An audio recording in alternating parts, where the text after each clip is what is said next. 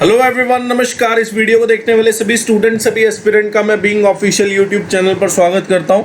हाजिर हूं आप सबके बीच में एक वीडियो लेके, जिसमें हम लोग करने वाले हैं 19 अप्रैल 2021 की शिफ्ट 1 और शिफ्ट 2 में जो मैथ्स के 25 क्वेश्चन आप लोगों से पूछे गए CHSL 2020 के एग्जाम में, वो सभी क्वेश्चन हम इस वीडियो में सॉल्व करने वाले हैं। डेली 50 प्रीवियस ईयर क्वेश्चन के प्रैक्टिस सेशन में आपके लिए लेकर आ रहा हूँ, ताकि आपकी CGL प्री और mains, CPO, CHSL, MTS, stenographer constable, GD Delhi police constable selection post के एग्जाम की तैयारी बहुत अच्छे से हो जाए। Based on latest TCS pattern सारे के सारे क्वेश्चन मैं आपको यहाँ पे इस वीडियो में सॉल्व कराता हूँ। सॉल्यूशन दूंगा आपको प्रॉपर एनालिसिस के साथ। इंग्लिश और हिंदी दोनों में हमारी स्टेटमेंट रहने वाली है। और ये CHSL 2020 के मैथ्स के क्वेश्चन की सीरीज हम लोग 20 तारीख तक खत्म कर लेंगे, क्योंकि 24 तारीख से आपका एग्जाम है। लास्ट मिनट पे मैं आपके लिए एक वीडियो लेके आया हूँ, ताकि आपकी प्रिपरेशन बहुत अच्छे से हो जाए। मैं प्रतीक सेठी पहले ही अटेम्प्ट में, यानी कि CGL 19 में एक्साइज इंस्पेक्टर सेलेक्ट हूँ, और मेरा ऑल इंडिया रैंक था 1115। और इसके अलावा मेरा मैथ्स में प्री में स्कोर था 50 आउट ऑफ 50, और मेंस में मेरा 197.5 आउट ऑफ 200 स्कोर था।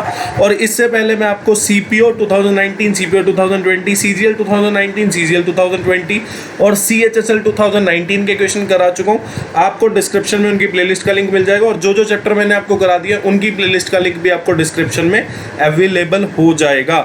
और इससे पहले मैं एक वीडियो आपको प्रोवाइड कर चुका हूँ, जिसमें मैंने अपने रिजल्ट आने पे फैमिली रिएक्शन का एक वीडियो बनाया था। ये वीडियो देखने के बाद आप वो वीडियो ज़रूर देख लें, बहुत मेहनत से बनाया था। और उसके अलावा मैं आपके साथ जल्द ही शेयर करने वाला हूँ अपने स्कोर कार्ड का, जो CGL 19 का मेरा प्री मेंस डिस्क्रिप्टिव का जो स्कोर कार्ड था, और मेरा रिपोर्ट कार्ड भी मैंने अभी तक अपने चैनल पे क्या कराया उसका रिपोर्ट कार्ड भी लेके आपके सामने हाजिर होऊंगा। दोनों चीज़ें मैं एक ही वीडियो के अंदर कंसीडर करने वाला हूँ। तो वीडियो को एंड तक ज़रूर देखना, चैनल को सब्सक्राइब कर देना, ताकि जो भी वीडियो मैं आपके लिए लेकर आऊँ वो आपसे कभी मिस ना हो। जो भी सीरियस एस्पिरेंट तैयारी कर रहा है वो एक बार चैनल का कंटेंट ज़रूर देखना। आपको सिर्फ यहाँ पे मैथ्स के क्वेश्चन और सिर्फ यहाँ पे मैथ्स के कंसेप्ट बताए जाते हैं, कोई फालतू बात नहीं होती यहाँ पे। जो भी सीरियस एस्पिरेंट है एक बार कंटेंट ज़रूर देख लेना, ठीक है। और चैनल को हो सके तो सब्सक्राइब कर देना। आपके लिए बहुत अच्छी चीज़ें, बहुत इंपॉर्टेंट चीज़ें मैं आपके लिए लेकर आऊँगा। और किसी को अगर कोई भी गाइडेंस चाहिए हो तो वो मेरे नंबर पे व्हाट्सएप कर सकता है, या कॉल भी कर सकते हो आप लोग, तो मैं उसको जवाब दूंगा कि कैसे तैयारी की जाती है। और ये फ्री ऑफ कॉस्ट है, इसके लिए कोई चार्ज नहीं आपको पे करना, या कुछ आपके लिए पेड नहीं है। सब कुछ यहाँ पे आपको फ्री अवेलेबल कराऊंगा मैं, ठीक है। और ये हमारी लिंक है, तो आप सभी जगह ज्वाइन कर ले। टेलीग्राम चैनल आप लोग ज्वाइन कर लेना, ताकि जो भी यहाँ पे पढ़ाता हूँ उसके नोट्स का PDF मैं वहाँ डाल देता हूँ। और जो भी कमीशन की तरफ से, स्टाफ सिलेक्शन कमीशन की तरफ से जो भी हमें इन्फॉर्मेशन मिलती है, वो सारी इन्फॉर्मेशन मैं टेलीग्राम, फेसबुक पर अपलोड करता हूँ। यूट्यूब चैनल आप लोग सब्सक्राइब कर दें, ताकि 2019 और 2020 में तो मैंने CHSL, CPO और CGL के क्वेश्चन कराए हैं, पर 21 से मैं SSC से जुड़े सभी एग्जाम्स के आपके क्वेश्चन यहाँ पे कराने वाला हूँ। और उसके अलावा मैं आपको चैप्टर वाइज भी जो क्वेश्चन कराता हूँ, चैप्टर वाइज भी आपको पढ़ा रहा हूँ। तो उन सभी चीज़ों का फ़ायदा उठा सकें। कोई इंक्वायरी हो, email ID या व्हाट्सएप नंबर है, आप लोग पूछ सकते हैं, ठीक है। और इससे पहले मैं आपको CHSL 2020 के क्वेश्चंस की 6 वीडियो प्रोवाइड कर चुका हूँ। अभी आपको आई बटन पे इसकी प्लेलिस्ट मिल जाएगी, तो वीडियो को ज़रूर एंड तक देखना। आपको बहुत अच्छे क्वेश्चन मिलने हैं इस वीडियो में। क्वेश्चन में बोला गया है ABCD जो है एक साइक्लिक क्वाड्रिलेटरल है, ठीक है। तो आपने देखा ABCD आपने बना दिया। साइक्लिक क्वाड्रिलेटरल कौन सी होती है? जो सर्कल के अंदर एक क्वाड्रिलेटरल बनती है उसको साइक्लिक क्वाड्रिलेटरल बोलते हैं, ठीक है। हुज डायगोनल जो है, हुज डायगोनल इंटरसेक्टेड P, ठीक है। तो आपने A से C को ज्वाइन कर दिया, B से D को ज्वाइन कर दिया, तो AC और BD डायगोनल बन गए, जो कि इंटरसेक्ट कर रहे हैं P पे। आपको बोला गया DBC जो है एंगल वो 72 डिग्री है। आपको बोला गया एंगल BAC जो है वो 42 डिग्री है। और आपको बोला है एंगल BCD बताओ, ठीक है। ये वाला एंगल आपसे पूछा है BCD, ये बताओ। देखो क्वेश्चन बहुत आसान है। आपने देखा कि यार BC अगर मैं एक कॉर्ड मान लूँ, तो आपने देखा एंगल BAC जो होगा वही एंगल BDC के इक्वल होगा। क्यों? क्योंकि कॉर्ड जो होती है वो सर्कमफ्रांस के हर पॉइंट पे सेम एंगल को सबटेंड करती है। मतलब जो सर्कमफ्रांस के पॉइंट A पे एंगल बनाया कॉर्ड BC ने, वही सर्कमफ्रांस के पॉइंट D पे एंगल बनाएगी, कितना? 42 डिग्री। मतलब चाहे पॉइंट यहाँ होता, चाहे पॉइंट यहाँ होता, कॉर्ड BC हर एक पॉइंट पे सेम एंगल बनाती, ठीक है। तो आपने देखा ट्रायंगल BCD की अगर मैं बात करूं, तो आपने देखा एक एंगल 72 का, एक एंगल 42 का, sum of all angle of triangle कितना होता है? 180 डिग्री। तो आपने देखा 180 में से ये दोनों मिला के कितने के हो गए? 114 के। तो बचा हुआ एंगल कितने का रह गया? 66 डिग्री का। 66 जो है आपका आंसर हो जाएगा। आसान क्वेश्चन है। क्वेश्चन में बोला है ट्रायंगल एबीसी है जिसमें क्या हुआ कि डीई जो है वो पैरेलल टू बीसी है। चलो ठीक है, आपने देखा डीई अगर पैरेलल टू बीसी है तो आपको पता है कि ट्रायंगल एबीसी जो है वो सिमिलर हो जाएगी ट्रायंगल एडीई के, क्योंकि ए एंगल जो है वो कॉमन हो गया और एंगल एडीई जो है वो एंगल एबीसी के इक्वल हो जाएगा, कॉरस्पॉन्डिंग एंगल है। ठीक है, तो आपने देखा कि आपको बोला है कि एडी की लेंथ आपको गिवन है। ठीक है, तो आपको पता है कि AD बाई AB जो होगा वो AE बाई AC के इक्वल हो जाएगा। तो आपने देखा AD की लेंथ कितनी 2, BD की लेंथ आपको गिवन है, आपको AB की लेंथ नहीं गिवन, आपको BD की लेंथ गिवन है, AD की और BD की। तो आपने देखा कि अगर मैं AD और BD को अगर मैं जोड़ दूं तो आप देखोगे क्या कि AB की लेंथ आ जाएगी आपके पास कितनी आ गई 7.2 और AE आपको निकालना है, AC की वैल्यू कितनी है 9। तो आपने देखा 2 × 9 और नीचे क्या हो गया आपके पास 7.2, तो इसको लिख सकते हैं 72/10। तो आपने देखा कि 18 चौक 72 होता है और 4 जो है 10 को कितने पे काटेगा, तो आपको पता है कि ये 2.5 पे काटेगा, तो 2.5 जो है आपका आंसर बिल्कुल सही है। अब ये वाला क्वेश्चन देखो कितना अच्छा और कितना मजेदार क्वेश्चन है। आपको बोला गया है कि ट्रायंगल PQR जो है वो इंस्क्राइब्ड है सर्कल के अंदर, मतलब सर्कल के अंदर जो है ट्रायंगल PQR बनी हुई है और बाइसेक्टर ऑफ एंगल P जो एंगल P का बाइसेक्टर है, मतलब ये, ठीक है, मतलब ये जो है बाइसेक्ट कर रहा है एंगल P को, मतलब एंगल P को 2 इक्वल पार्ट में डिवाइड कर रहा है। आपने मान लिया कि दोनों पार्ट की वैल्यू कितनी हो गई थीटा थीटा। ठीक है, तो आपने देखा कि ये जो बाइसेक्टर है P से ड्रॉ किया गया है, ये QR को S पे मिलता है और सर्कल को जाके ये मिलता है T पे।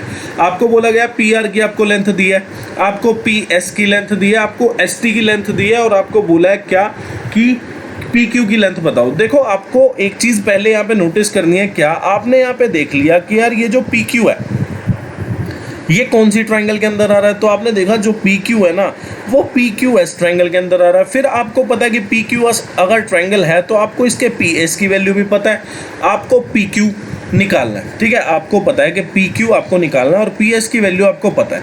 फिर आपको वैल्यू कौन सी पता है, आपको वैल्यू पता है ST की, तो PS और ST को अगर मैं जोड़ दूं तो मतलब आपको PT की भी वैल्यू पता है और उसके बाद आपको PR की भी वैल्यू पता है। तो क्यों ना मैं कुछ ऐसा रिलेशन बना दूं, क्योंकि मुझे 3 साइड पता है और मुझे चौथी साइड निकालनी है, तो मैं क्या इसमें चेक कर सकता हूँ। आपको पता है कि यार अगर मैं सिमिलैरिटी चेक कर लूँ तो दो साइड का प्रोपोर्शन बन जाएगा। तो आपने देखा कि यार कौन सी ट्रायंगल की मुझे 2 साइड पता है, मुझे एक तो ट्रायंगल PR और PT, मतलब ट्रायंगल PRT की मुझे 2 साइड पता है और एक साइड मुझे पता है PQS की। कौन सी साइड पता है, PS, तो मैं PQ निकाल सकता हूं। तो अब मैं देखता हूं कि ट्रायंगल PQS जो है उसमें और ट्रायंगल PTR में कोई सिमिलरिटी है। तो आप यहां पे देख सकते हो कि एंगल QPS जो है, आपने देखा एंगल QPS जो है वो एंगल TPR के इक्वल हो जाएगा, क्योंकि एंगल बाइसेक्टर ने P को 2 इक्वल हिस्सों में बांट दिया था।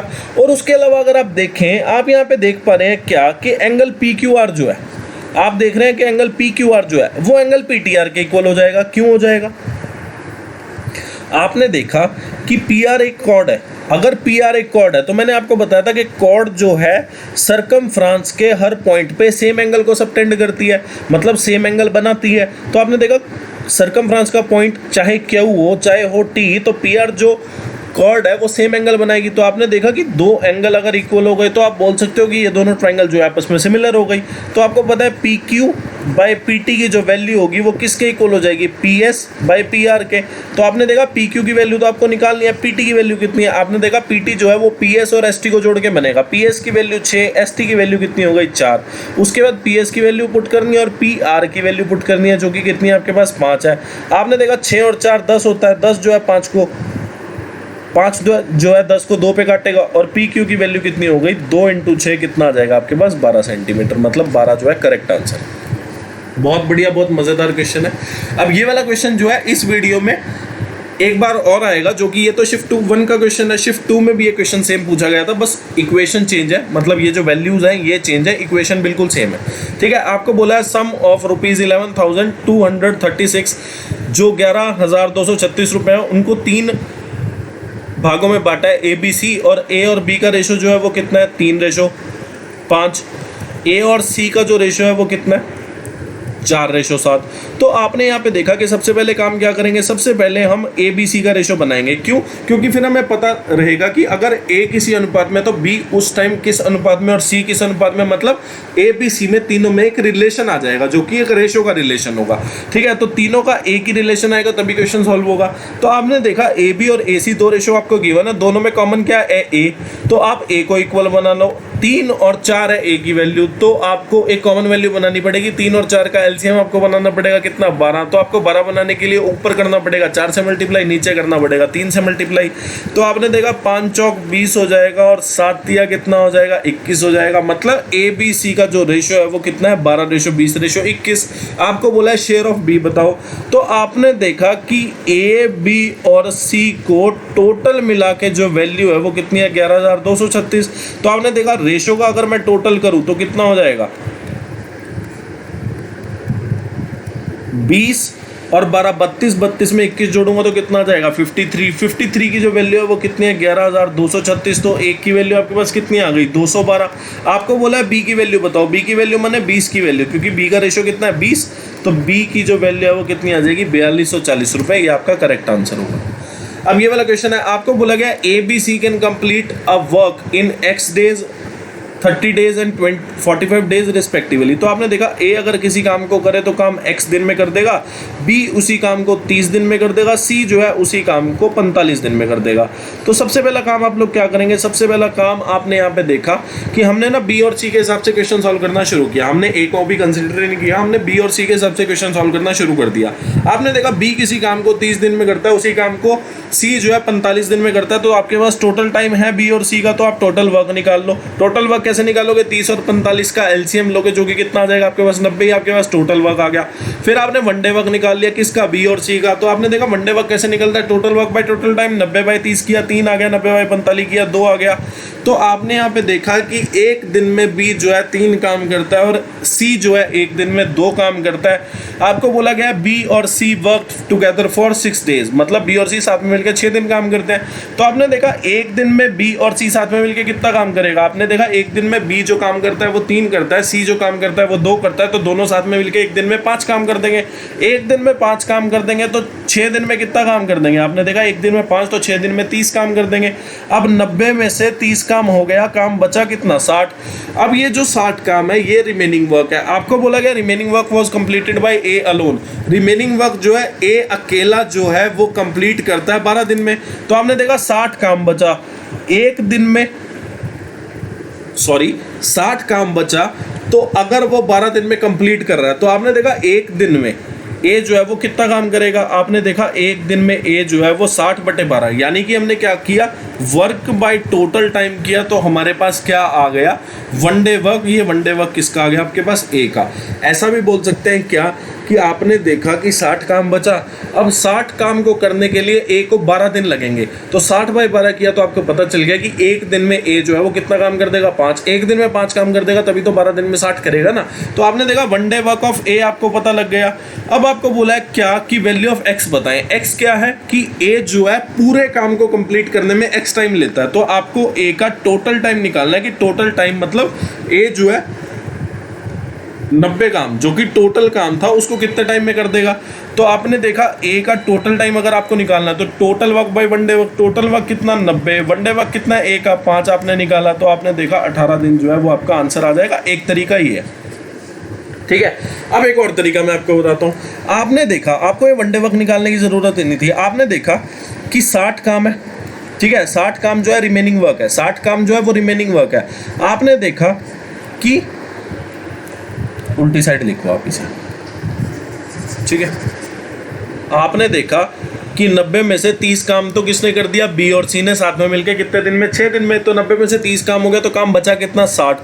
अब ये 60 काम जो है ए जो है 12 दिन में करता है, ठीक है। आपने देखा 60 काम जो है ए जो है 12 दिन में करता है। आपको पता है कि हमें निकालना क्या है, एक्स की वैल्यू। एक्स माने कि ए जो है वो टोटल काम कितने टाइम में करता है, हमें उसकी वैल्यू निकालनी है। मतलब x जो है वो ये है कि a जो है वो कंप्लीट काम, मतलब टोटल काम कितने टाइम में कंप्लीट करेगा। तो हमने देखा कि 60 काम को 12 दिन में करता है। 60 काम, ये वर्क लिख लो, ये डे लिख लो। 60 काम जो है 12 दिन में करता है, तो एक काम जो है वो कितने टाइम में कर लेगा, 12/60। आपको निकालना है टोटल वर्क। टोटल वर्क कितना, 90 काम वो कितने दिन में कर लेगा। तो आपने देखा 90 यहाँ पे आ जाएगा और ये गया 5 पे और ये गया 18 पे। तो आपने देख लिया कि 90 काम यानी टोटल काम वो 18 दिन में कर लेगा। आपको वन डे वर्क निकालने की भी जरूरत नहीं थी। ठीक है, अब ये वाला क्वेश्चन है, आपको बोला है x + y + z की वैल्यू दे दी, x² + y² + z² की दे दी, अब x³ + y³ + z³ की दे दी। देखो पहली चीज तो x³ + y³ + z³ का फॉर्मूला क्या होता है, ठीक है, ये फॉर्मूला होता है x³ + y³ + z³ - 3xyz, ठीक है, equal to x + y + z x² + y² + z² - xy - yz - xz। ठीक है, तो अब आपने देखा, आपको पता क्या क्या है, आपको निकालना है x y z। तो आपको ये भी पता है x³ + y³ + z³, आपको x + y + z भी पता है, आपको x² + y² + z² भी पता है, पर आपको इतनी वैल्यू का ज्ञान नहीं है। एक इक्वेशन में आपको दो वैल्यू नहीं पता, एक तो आपको निकालनी है और एक आपको पता ही नहीं है। अब ये वैल्यू कैसे पता करेंगे, आपको एक और फॉर्मूला चाहिए इसके लिए। क्या आपको पता होना चाहिए कि x + y + z का होल स्क्वायर जो होता है वो क्या होता है, x² + y² + z² plus twice of xy plus yz plus xz। ठीक है, तो आपने देखा x + y + z कितना 3, 3 का स्क्वायर कितना 9, x² + y² + z² कितना 45 और twice of xy plus yz plus zx। ठीक है, अब 9 में से 45 गया तो कितना आ जाएगा, -36। -36/2 अगर मैं करूँगा तो मेरे पास xy plus yz plus zx की वैल्यू आ जाएगी। ठीक है, तो -36/2 और ये कितना हो गया आपके पास, -18। ठीक है, तो अब आपको यहाँ पे पता चल गया कि ये जो x³ + y³, इसको आप ऐसा भी बोल सकते हैं कि माइनस अगर मैं कॉमन ले लूँ तो अंदर xy plus yz plus zx आपको गिवन है। ठीक है, अब आपको सब वैल्यू पता लग गई, पुट कर दो। आपको पता है x³ + y³ + z³ कितना है, आपको 69 दिया है, -3xyz और x + y + z कितना 3, x² + y² + z² कितना 45 माइनस और xy + yz + zx कितना -18। तो आपने देखा कि 69 - 3xyz जो है वो 45 + 18 कितना 63। 63 को अगर मैं 3 से मल्टीप्लाई दूं तो कितना हो जाएगा, 189। अब 3xyz में से 69 - 189 करना पड़ेगा, तो आपने देखा कि ये कितना हो गया, -120। तो xyz की जो वैल्यू है वो -120/3 जो कि कितना हो जाएगी, -40 हो जाएगी। ठीक है, तो -40 जो है बिल्कुल सही आंसर है। अब ये वाला क्वेश्चन है, देखो कैसे करेंगे। आपने देखा कि आपने मल्टीप्लाई कर दिया अपना, तो ये लिखा है 2 sin² theta plus 3 sin theta -2 = 0। ठीक है, तो आपने देखा कि 2 दूनी 4 और यहाँ पे 3 लाना है, तो 4 एकम, तो 4 और 1 का फैक्टर बन जाएगा 4 sin theta minus sin theta -2। तो आपने देखा 2 sin थीटा को अगर मैं कॉमन लूँ तो अंदर बचता है sin थीटा +2, फिर -1 कॉमन लिया तो sin थीटा +2 फिर बच गया। अब यहाँ से आपने देखा कि sin थीटा की दो वैल्यू आ गई, क्या क्या, एक तो आ गई 1/2 और एक वैल्यू आ गई -2। अब -2 तो वैल्यू हो नहीं सकती क्योंकि sin थीटा जो है -1 से 1 के बीच में लाई करता है, और दूसरी बात थीटा जो है वो एक्यूट एंगल आपको गिवन है क्योंकि 0 से 90 आपको मेंशन है इक्वेशन में। ठीक है, तो आपने देखा sin थीटा की वैल्यू कितनी हो गई, 1/2, तो थीटा कितना हो गया, 30 डिग्री। अब यहाँ पे पुट कर दो, तो आपने देखा कि sec 30 कितना होता है, sec 30 होता है 2/√3, 2/√3 का स्क्वायर। cot 30 कितना होता है, √3 का स्क्वायर, और cos 30 जो होता है वो √3/2 का स्क्वायर होता है। तो यहाँ पे देखा 4/3 + 3 -3/4। ठीक है, तो आपने देखा कि अगर मैं इसी को सॉल्व कर दूँ, आप एक काम करो, सारे को सॉल्व कर दो, 3 और 4 एलसीएम कितना 12। तो आपने देखा यहाँ पे तो 16 आएगा, फिर 12 × 48 आएगा, फिर -9 आएगा, तो 48 + 7 कितना हो जाएगा आपके पास, एक सेकेंड, है तो सही है, 16 में से 9 गया, अच्छा 12 3 36 होगा ना।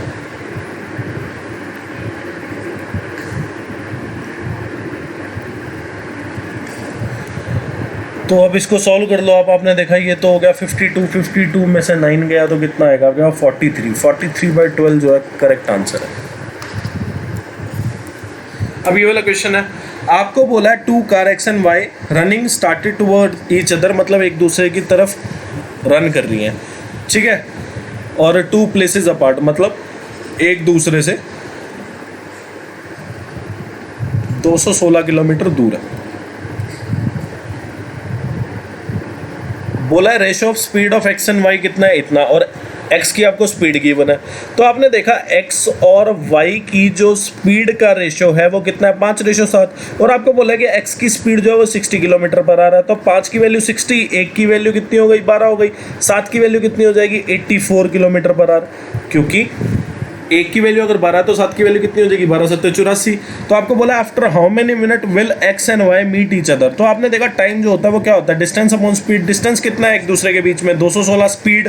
अब आपने देखा एक्स भी मूव कर रहा है, वाई भी मूव कर रहा है। जब भी दो ऑब्जेक्ट या दो पर्सन या कोई भी दो चीजें जब भी मूव कर रही होती हैं तो रिलेटिव स्पीड काउंट होती है। अब आप देख लो रिलेटिव स्पीड ऐड होगी कि माइनस होगी। आपने देखा दोनों एक दूसरे की तरफ आ रहे हैं या फिर दोनों अपोजिट डायरेक्शन में मूव कर रहे हैं, तो आपने देखा दोनों की स्पीड ऐड हो जाएगी।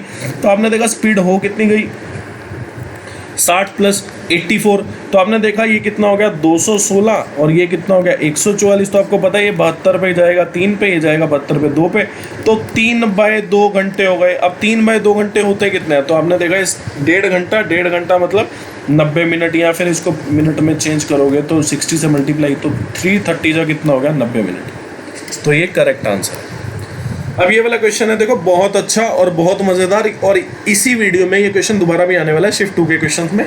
आपको बोला है a sum of rupees X amount to, मतलब a sum of rupees X जो है वो अमाउंट हो गया कितना 9246 4 साल में, और 11,298.75 जो गया वो 7.5 साल में होगा at y% per annum simple interest. मतलब रेट जो आपको वाई दे दिया, प्रिंसिपल जो है आपको एक्स दे दिया, और आपको बोला एक्स और वाई की वैल्यू बताओ। देखो कैसे होगा।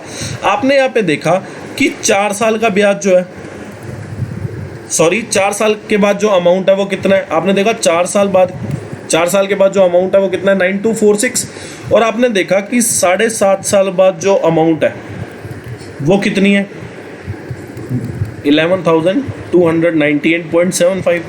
तो आपने यहाँ पे एक चीज़ देखी, क्या आपने यहाँ पे पहले तो नोटिस किया कि ये जो 4 साल का अमाउंट है, मतलब 4 साल बाद जो अमाउंट हो जा रहा है ये क्या चीज़ है। आपने देखा ये जो 4 साल बाद अमाउंट हो रहा है तो ये है principal plus simple interest of 4 years, ठीक है। और ये जो 7 साल बाद अमाउंट है ये क्या है, ये है प्रिंसिपल, और इसमें 7.5 साल का जो है वो सिंपल इंटरेस्ट ऐड है, ठीक है। तो आपने देखा कि ये अगर आप इसको इक्वेशन 1 मान लो और इसको इक्वेशन 2 मान लो, और आप 2 - 1 करते हो, तो आप यहाँ पे देखते हो कि principal plus simple interest of 7.5 years की वैल्यू आपको कितनी गिवन है 11,298.75, और आपको principal plus simple interest of 4 years की वैल्यू कितनी है गिवन है 9,246। तो आपने देखा अगर मैं second equation minus first equation करूँ तो आप देखो प्रिंसिपल से तो प्रिंसिपल गया, और सिंपल इंटरेस्ट आपको पता है हर साल का सिंपल इंटरेस्ट जो है वो इक्वल होगा, क्योंकि सिंपल इंटरेस्ट जो है वो प्रिंसिपल में ब्याज होता है खाली, तो ब्याज जो है वो हर साल सेम रहने वाला है, क्योंकि प्रिंसिपल की अमाउंट सेम रहने वाली है और रेट ऑफ इंटरेस्ट सेम रहने वाला है। तो आपने देखा कि अगर मैं 7.5 साल के सिंपल इंटरेस्ट में से 4 साल का सिंपल इंटरेस्ट घटाऊंगा तो आप देखोगे 3.5 साल का सिंपल इंटरेस्ट बचेगा, ठीक है। और यहाँ पे 298.75 को अगर मैं 9246 से माइनस कर दूँ तो आपने देखा कि अब जो वैल्यू आएगी आपकी माइनस करके वो कितनी आ जाएगी, आपकी वैल्यू माइनस करके आ जाएगी 3.5 साल का मतलब सिंपल इंटरेस्ट आपके पास आ जाएगा कितना 2052.75, ठीक है। तो 3.5 साल का सिंपल इंटरेस्ट जो है वो आपके पास कितना आ गया 2052.75। तो आपने देखा कि 1 साल का अगर आपको सिंपल इंटरेस्ट निकालना है तो आप 3.5 से डिवाइड कर दोगे, 3.5 मतलब 7/2। तो आपने देखा इसको सॉल्व करके आपके पास आ जाएगा 586.5, तो 1 साल का जो सिंपल इंटरेस्ट है वो आपके पास इतना आ गया। अब आपको बताया कि principal plus simple interest of 4 years की जो वैल्यू है, मतलब 4 साल बाद जो अमाउंट है वो कितना है, 9246। तो प्रिंसिपल की अगर आपको वैल्यू निकालनी है तो आपको पता है 1 साल का ब्याज कितना, 586.5, तो 4 साल का कितना हो जाएगा, आपको पता है चारों साल सेम सिंपल इंटरेस्ट होना है। तो प्रिंसिपल की जो वैल्यू है वो कितनी हो जाएगी, 9246। और अगर 586.5 को अगर मैं 4 से माइनस करूँ, सॉरी 586.5 को अगर मैं 4 से मल्टीप्लाई करूँगा तो मेरी वैल्यू आ जाएगी कितनी, 2346, और माइनस कर दो इसको 9246 से, तो आपने देखा कि ये आ गया आपके पास 6900, मतलब आ गया प्रिंसिपल आ गया पहले तो 6900।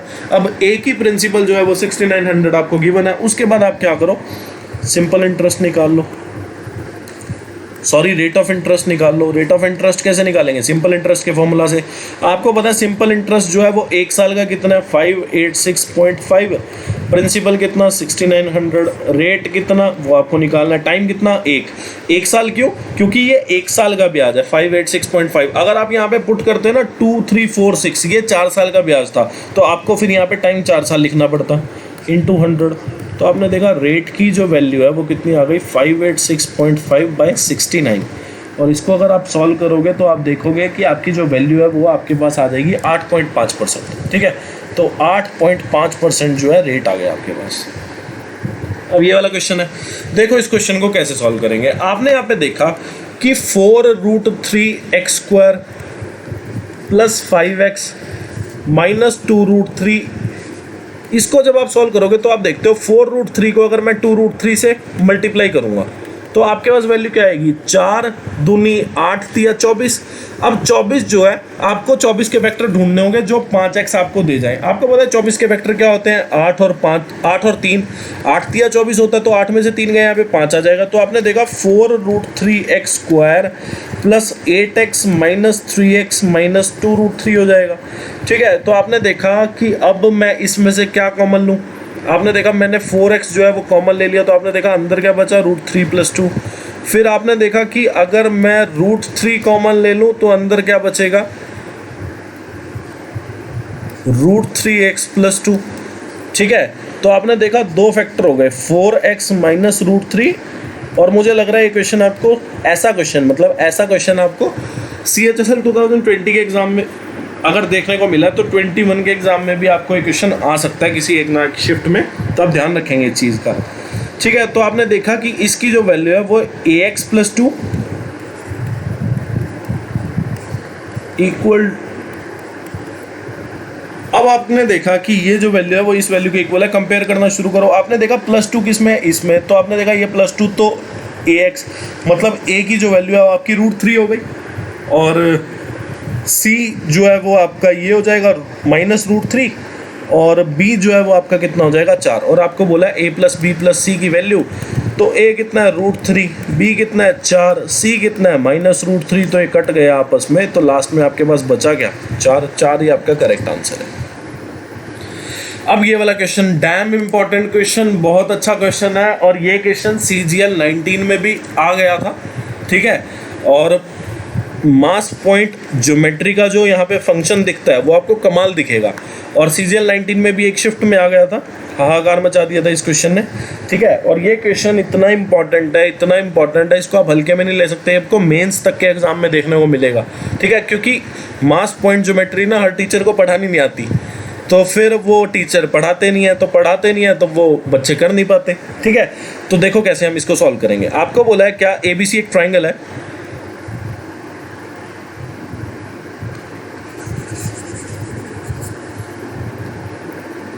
आपको बोला है ABC एक ट्राइंगल है जिसमें D और E जो पॉइंट है वो किस पे है, AB और BC पे। ठीक है, तो ABC ट्राइंगल ऐसे बनेगी, D और E ये पॉइंट है। आपको बोला है कि BD का जो रेशो है, BD का DA के साथ जो रेशो है वो कितना है, 1:2। आपको CE और EB का जो रेशो दिया है वो कितना दिया है 1:4, तो BE और CE का जो रेशो है वो 4:1 हो जाएगा।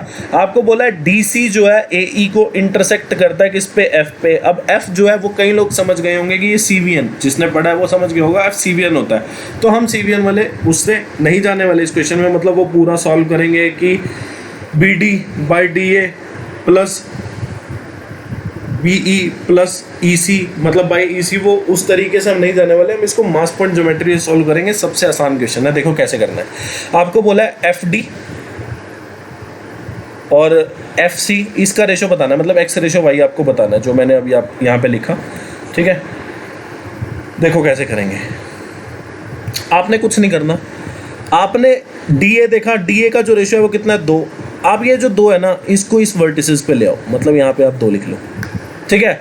और फिर आपने देखा कि ये जो BD है ना, इसका रेशो कितना है 1। आप इस 1 को एक वर्टिसेस पे ले आओ, उल्टा करना है, ठीक है।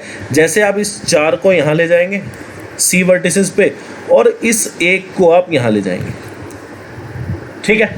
अब आपको एक और काम करना है, क्या कि 2 और 1 कितना होता है 3, 3 को आप लिखेंगे D पे, और 4 और 1 कितना होता है 5, तो ये आप लिखेंगे E पे। 4 और 1 जो होता है वो 5, वो आपको बीच में लिखना है, और साइडों में आपको क्या लिखना है, जो रेशो है उसका उल्टा करके लिख देना, मतलब 1 जो है वो ऊपर चला जाएगा, 4 जो है वो नीचे आ जाएगा। अब आपने देखा कि B वर्टिसेस पे 2 चीज़ें आ गई, 2 वैल्यू आ गई B वर्टिसेस पे, क्या क्या, 2 और 1।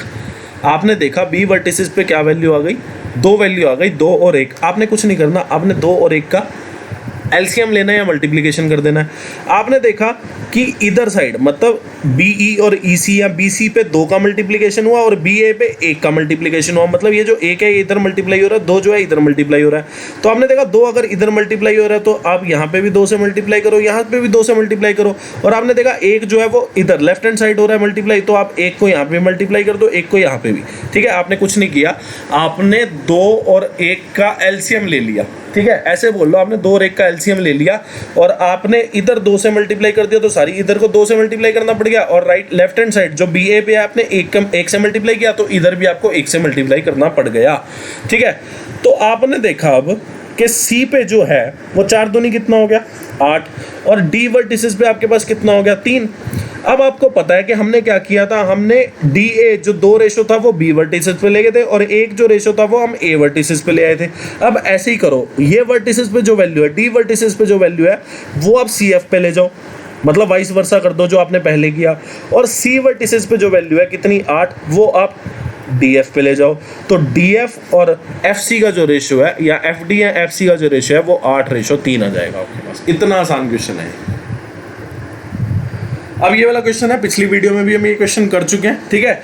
उसमें आपको 96 के साथ कुछ दिया था, अब ये 65, 72, 97 आपको गिवन है। अब ये क्वेश्चन आप अपने आप कर लेना, सेम क्वेश्चन है, आपको वैसा दिया हुआ है, बस ये वैल्यूज अलग अलग गिवन है आपको।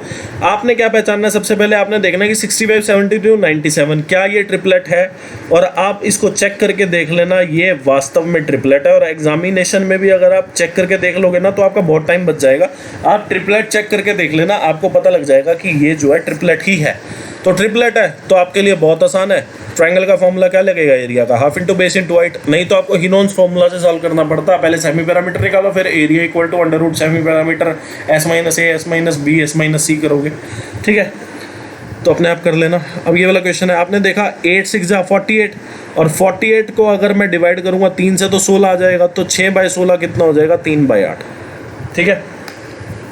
अब यहाँ पे देख लेते हैं, ये जो है पहले ब्रैकेट सॉल्व होगी, -2 और 4 को मल्टीप्लाई करूँगा -2 तो -8, तो माइनस ऑफ -3/4 कितना हो जाएगा +3/4। एक मिनट, 4 -2 कितना -8, हाँ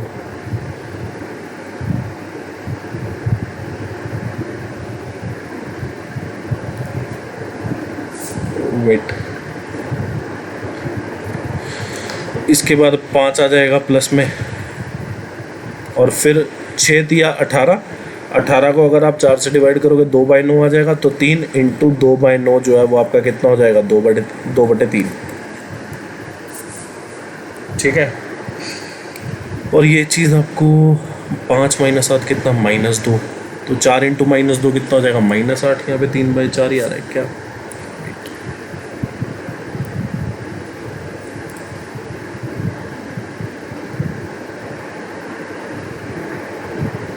चेक कर लो तो।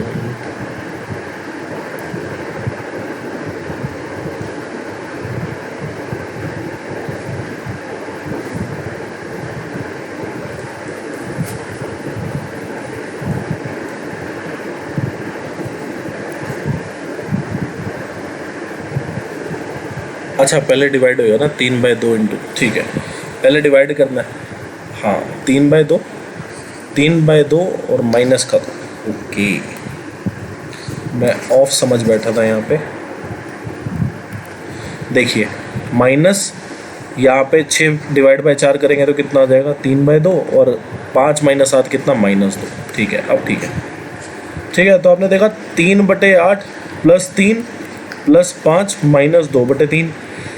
तो आपने देखा ये लिखा है 8 + 3/8 - 2/3। तो आपने देखा 8 × 24 होगा और 9 और 16 तो ये कितना आ गया -7। मतलब 8 - 7/24 और 8 को आप लिख सकते हो कितना 1 + 7। आप क्या करो 8 को स्प्लिट कर लो। पहले 8 को आपने 7 और 1 में स्प्लिट कर लिया। ठीक है तो आपने देखा 7 + 1 और फिर आपने देखा कि अगर मैं इन दोनों को सॉल्व करूं तो ये कितना आ जाएगा 7 + 24 - 7 कितना होता है 17। 17/24 तो 7 सही 17/24 आपका आंसर आ जाएगा। ठीक है बजाय कि आप इसको ऐसे करें कि आप 8 - 7/24 करो फिर 24 8 कुछ करके फिर -7 करो और फिर इस फॉर्म में पहुंचाओ। तो आप इसको 8 को 7 और 1 में पहले स्प्लिट कर लो और फिर 1 को इसके साथ सॉल्व कर लो। फिर 7 + 17/24 आ जाएगा। तो 7 + 17/24 को आप डायरेक्ट लिख सकते हो 7 से ही 17/24। ठीक है साइन थीटा की वैल्यू आपको गिवन है। आपको पता है साइन थीटा क्या होता है परपेंडिकुलर बाय हाइपोटेन्यूज। तो परपेंडिकुलर की वैल्यू आपको कितनी आ गई 11, हाइपोटेन्यूज की कितनी 15। तो बेस कितना आ जाएगा 15 का स्क्वायर कितना 225, 11 का स्क्वायर कितना 121। तो ये कितना हो गया आपके पास 104। 104 जो है वो क्या हो जाएगा 26 × 4 हो जाएगा। तो 4 का अंडर रूट जो है वो 2 हो जाएगा, 2√26 हो जाएगा। अब सेक थीटा कितना होता है hypotenuse by base minus perpendicular by base. Hypotenuse कितना 15/2√26 और उसके बाद परपेंडिकुलर कितना है 11। तो आपने देखा 4 2√26 तो ये कितना आ गया 2/√26। कोई ऑप्शन अवेलेबल नहीं है तो आप ऊपर नीचे √26 से मल्टीप्लाई कर दो। तो हमने देखा 2√26/26 तो ये कितना हो जाएगा √26/13। तो ए जो है करेक्ट आंसर है। अब ये वाला क्वेश्चन है देखो इस क्वेश्चन में आपको थीटा की वैल्यू पहले तो पुट करना सीखना होगा। अगर आप थीटा की वैल्यू 45 पुट कर देंगे तो ये दोनों इक्वल हो जाएंगे और ये दोनों इक्वल हो जाएंगे। मतलब सी और डी ऑप्शन इक्वल हो जाएगा और ए और बी ऑप्शन इक्वल हो जाएगा। अब आप देख सकते हो कि मैं क्या वैल्यू पुट करूं। अगर आप थीटा की वैल्यू 0 पुट कर दो तो सेक थीटा जो है वो इन्फिनिटी हो जाएगा। ठीक है थीटा की वैल्यू अगर 0 पुट करो तो साइन थीटा जो है 0 हो जाएगा और ये पूरी इक्वेशन जो है वो इन्फिनिटी हो जाएगी। और अगर थीटा की वैल्यू 90 पुट कर दूं तो 90 पे कॉस थीटा 0 होता है, सेक थीटा जो है इन्फिनिटी हो जाएगा। तो 90 और 0 भी नहीं पुट होती। तो अब वैल्यू 2 ही बची हैं आपके पास। या तो आप थीटा की वैल्यू 30 पुट कर दो या 60 पुट कर दो। तो मैं क्या करता हूँ थीटा की वैल्यू जो है हम यहाँ पर कौन सी पुट करें 30 करें 60 करें। तो हम क्या करते हैं यहाँ पे ना 60 वैल्यू पुट करते हैं थीटा की। तो आपने देखा थीटा की वैल्यू 60 तो 1 + cos 60 कितना होता है 1/2। उसके बाद कोसेक 60 कितना होता है 2/√3। कॉट 60 कितना होता है √3 नहीं होता 1/√3 होता है कॉट 60 क्योंकि tan 60 जो है वो √3 होता है। और सेक 60 जो होता है वो कितना होता है 2। अब साइन 60 होता है √3/2 1 - √3/2 और sec theta + tan theta sec theta कितना हो जाएगा 2 tan थीटा √3। अब सॉल्व कर लो। आपने देखा इन दोनों को अगर मैं सॉल्व करूं 2/√3 - 1/√3 तो ये कितना आ जाएगा 1/√3 और ये कितना आ जाएगा 3/2।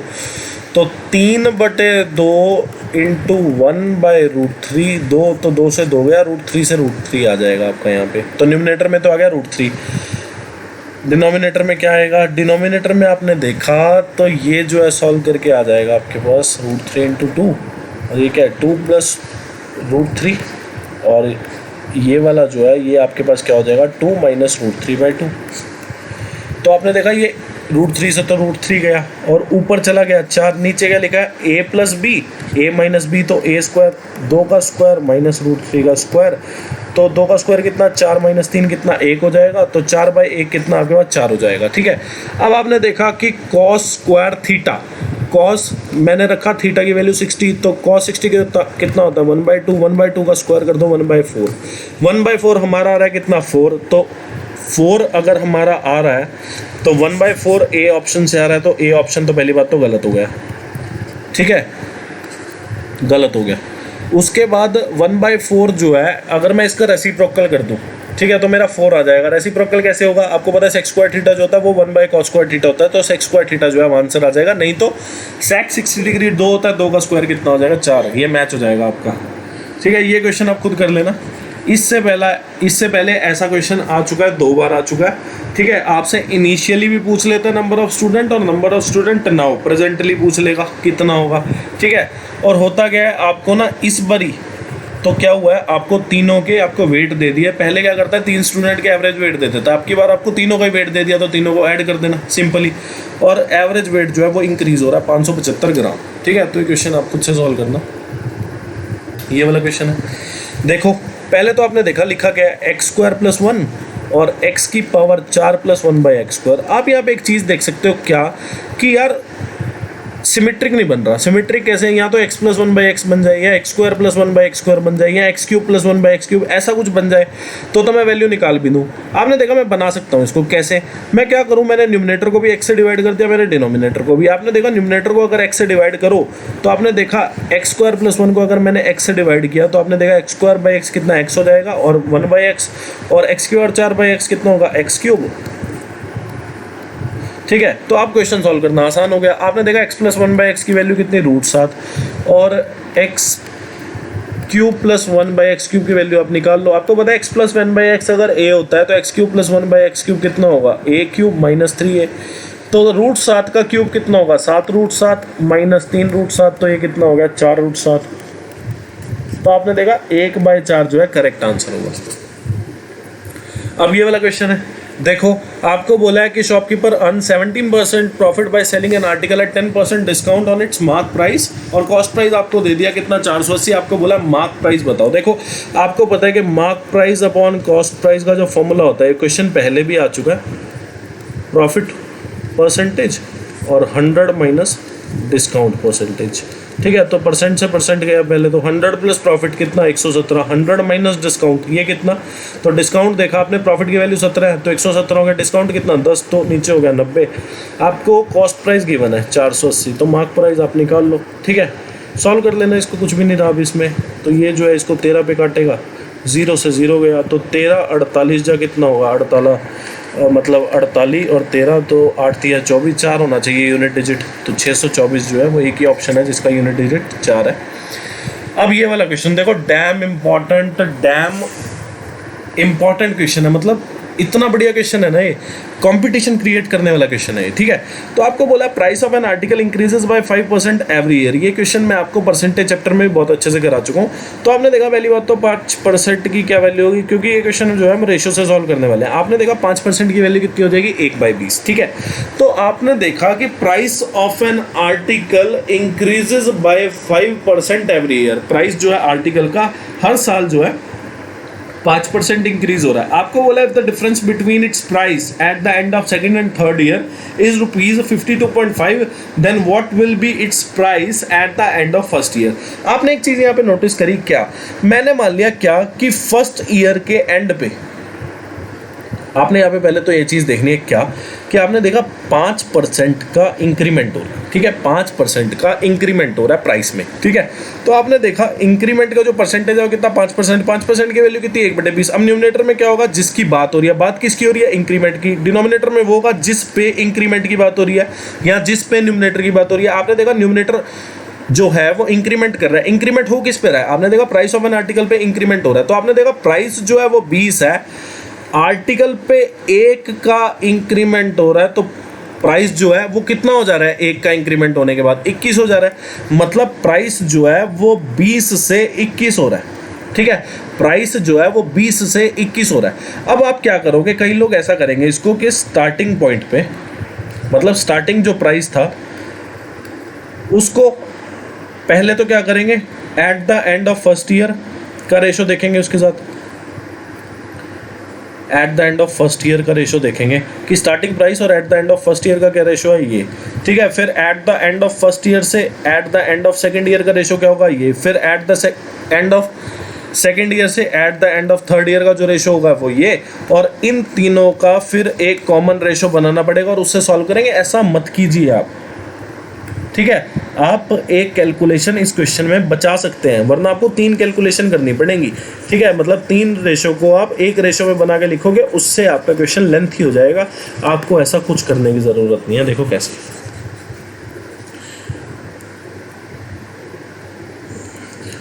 आपने क्या किया, सबसे पहले ही रेशो क्या बनाया, eight the end of first year, मतलब 1 साल के बाद और 2 साल के बाद जो प्राइस का रेशो है वो इतना है, और 2 साल के बाद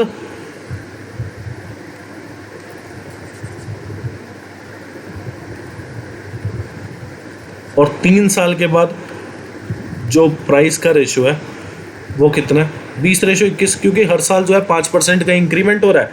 5% का इंक्रीमेंट मतलब 20 से 21 जा रहा है। ठीक है, अब आप क्या करो, कंबाइंड करके लिख दो, first year, second year, third year, मतलब एट द एंड ऑफ, पहले साल के बाद जो रेशो है, फिर दूसरे, फिर तीसरे, इसका रेशो कंबाइंड कर लो। आपने देखा सेकेंड ईयर कॉमन है तो सेकेंड ईयर को आप इक्वल बना लो, दोनों रेशो में सेकेंड ईयर कॉमन है तो सेकेंड ईयर को आप इक्वल बना लो। तो आपने देखा कि 400 रेशो 420 रेशो 441। आपको बोला है क्वेश्चन में क्या कि what will be its price at the end of first year, मतलब आपको पूछा है क्या कि एट द एंड ऑफ, ठीक है, ये first year, second year, third year का रेशो है। आपको बोला है कि if the difference between its price at the end of second year and third year, आपने देखा कि रेशो के हिसाब से कितना डिफरेंस है। आपने देखा सेकंड ईयर के एंड पे जो है वो 420 रेशो है, और थर्ड ईयर के एंड पे, मतलब थर्ड ईयर खत्म होने के बाद जो रेशो है वो कितना, 441। तो आपको दिया है कि डिफरेंस जो है वो कितना है, 52.5। रेशो के हिसाब से आपका डिफरेंस कितना आ गया, 21 की वैल्यू कितनी आ गई, 52.5, तो 1 की वैल्यू कितनी हो जाएगी,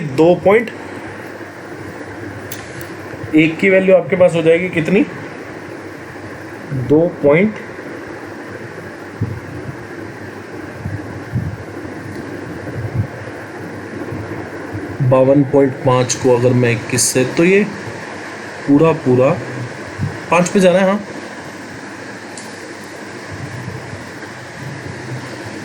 तो ये 2.5 आ गया। 1 की वैल्यू कितनी आ गई, 2.5। आपको बोला है what will be its price at the end of first year, मतलब at the end of first year का जो रेशियो है वो कितना, 400, मतलब 400 की वैल्यू पूछ रहा है। तो 400 की वैल्यू कितनी आ जाएगी, 2.5 × 400, जो कि कितना हो जाएगा आपके पास, 1000। तो 1000 जो था वो eight the end of first year जो है वो आपके पास प्राइस आ जाएगा कि 1 साल के बाद जो प्राइस हुआ वो कितना हो गया, 1000।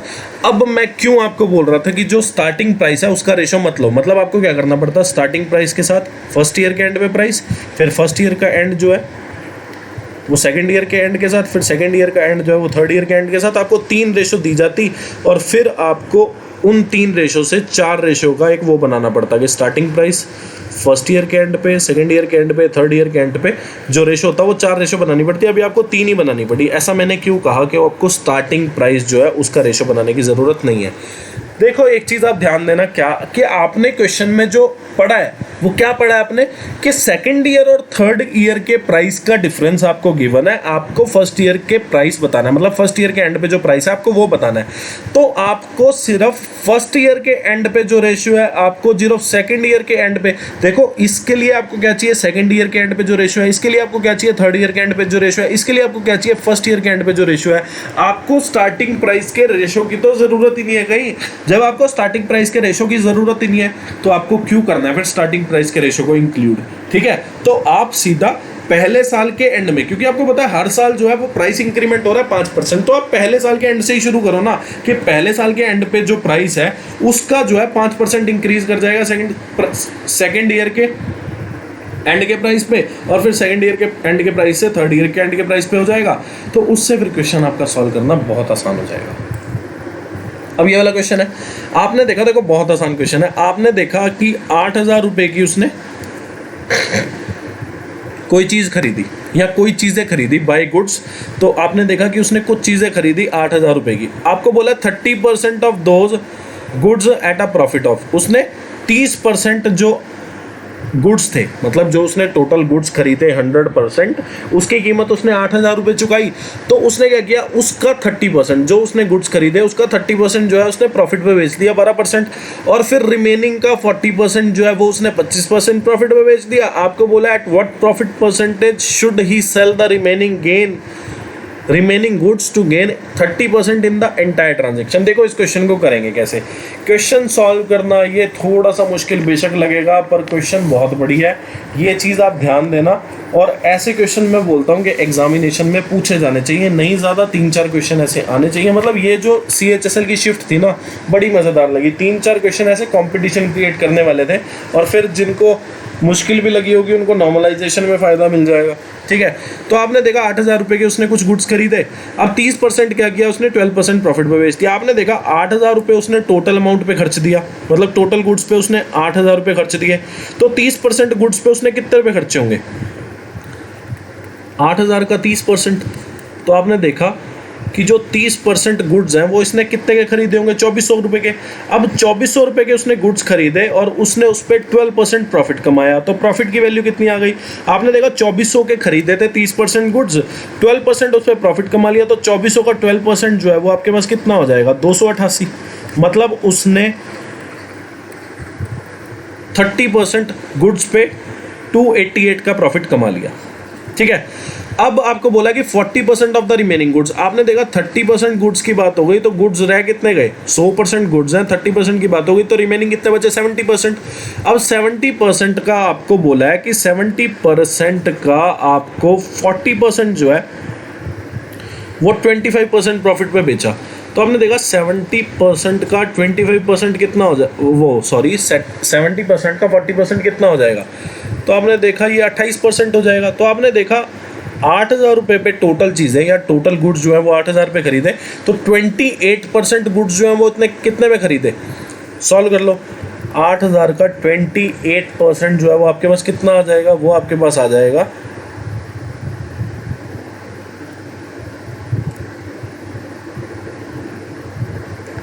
2,240। ठीक है, मतलब 8,000 के जो 28% गुड्स थे वो आपने 2,240 में खरीदे और प्रॉफिट कितना कमाया, 25%। ठीक है, तो आपका प्रॉफिट कितना आ गया, 1,240 का 20% कितना हो गया, 1/4, और 1/4 की जो वैल्यू है वो कितनी हो जाएगी आपके पास, 560। मतलब उसने पहले 30% जो गुड्स हैं उस पर 288 रुपये प्रॉफिट कमाया। अब दूसरे जो 28% गुड्स हैं उस पे उसने 560 रुपये कमाए। अब आप देख सकते हो कि गुड्स बचे कितने। आपने देखा कि अब जो गुड्स हैं वो कितने बचे, 8,000 रुपये टोटल उसने गुड्स के पे किए, उसमें से 2,400 के जो गुड्स थे वो उसने 12% प्रॉफिट पे बेच दिए, तो बचे कितने, 5600। अब 5600 में भी उसने 1,240 के बेच दिए गुड्स, तो 3,360 के आपके पास गुड्स बच गए। मतलब जिनका कॉस्ट प्राइस जो है वो 3,360 है, इतने गुड्स अब आपके पास बचे हुए हैं। ठीक है, और उसके बाद आपने देखा कि आपको बोला at what profit percentage should he sell the remaining good. मतलब जो रिमेनिंग गुड्स हैं जो आपने खरीदे हैं कितने के, 3,360 के, उसको कितने प्रॉफिट पे बेचे ताकि एंटायर ट्रांजैक्शन, मतलब पूरी की पूरी ट्रांजैक्शन पे 30% का गेन हो। आपने देखा 8,000 जो है वो टोटल कॉस्ट प्राइस है, और टोटल कॉस्ट प्राइस आपका कितना है, 8,000। इस पे 30% प्रॉफिट कमाना है, तो 30% प्रॉफिट की वैल्यू कितनी हो जाएगी? 8,000 का 30%, तो 8,000 का 30% आपने पहले भी निकाला, कितना? 2400। मतलब उसको टोटल प्रॉफिट जो है वो 2400 कमाना है। और अभी तक वो प्रॉफिट कितना कमा चुका है? आपने देखा अभी तक जो है वो 288 और 560 यानी कि 848 जो है वो प्रॉफिट कमा चुका है। आपने देखा 848 प्रॉफिट कमा लिया, तो अब प्रॉफिट कमाना बचा कितना? तो आपने देखा कि अभी उसको 1552 जो है वो प्रॉफिट कमाना है। ठीक है, तो प्रॉफिट कमाना है कितना? 1552। कॉस्ट प्राइस कितना है उस आइटम पे? मतलब ये जो रिमेनिंग गुड्स हैं ये उसने 3360 के खरीदे, और इन 3360 जो गुड्स खरीदे इस पे उसको 1552 रुपये जो है वो कॉस्ट प्राइस, इस कॉस्ट प्राइस पे उसको 1552 का प्रॉफिट कमाना पड़ेगा, तभी एंटायर ट्रांजैक्शन पे जाके 30% का उसको गेन मिलेगा। तो आपने देखा 1552 रुपये का यानी कि 1552 रुपये का आपको प्रॉफिट कमाना पड़ेगा कितने कॉस्ट प्राइस पे? 3360 इंटू 100%, 0 से 0 गया। और आपने देखा कि इसको मैं सॉल्व करूँ तो 46.19 आ जाएगा। तो 46.2% जो है वो उसको रिमेनिंग गुड्स पे प्रॉफिट कमाना पड़ेगा, तभी जाके एंटायर ट्रांजैक्शन में उसको 30% का प्रॉफिट होगा। ठीक है जी। और कोई तरीका इसका सोचते हैं, कुछ तरीका तो इसका निकल सकता है एक और। चलो, अगर ये क्वेश्चन और किसी शिफ्ट में आया तो मैं इसका तरीका ज़रूर सोच के लाऊंगा आप लोगों के लिए। ठीक है, जो कि बेनिफिट दे आपको। 12, 25 और 15 और 14, 15-14 थोड़ा मुश्किल हो जाएगा अगर इसको देखें ना किसी और तरीके से। तो चलो मैं नेक्स्ट टाइम ट्राई करूँगा। आपने देखा 537 XY5 एक नंबर है जो कि डिविजिबल होना चाहिए किससे? 125 से। अब आपको पता है कि 125 जो है, देखो मैं आपको बहुत सिंपली बताऊं ये क्वेश्चन, बहुत सिंपली, डिविजिबिलिटी रूल पे जाओ ही मत। ये क्वेश्चन देखो इतना सिंपल मैं आपको बताऊंगा। आपको पता है 125 जो है अगर मैं 8 से मल्टीप्लाई करूं तो कितने में जाता है? 1000 पे जाता है। ठीक है, और आपको एक चीज़ और पता है क्या, कि अगर मैं ये भी ना बताऊं आपको कि 125 जो है वो 8 को मल्टीप्लाई करने पे 1000 पे जाता है, आपको पता है 1000 जो है ना वो 125 का मल्टीपल है, या 1000 जो है 125 पे डिवाइड हो सकता है। ठीक है, तो हमने देखा 1000 अगर 125 पे डिवाइड हो सकता है तो 2000 भी होगा, 3000 भी होगा और 7000 भी होगा। तो आपने देखा कि 7000 जो है,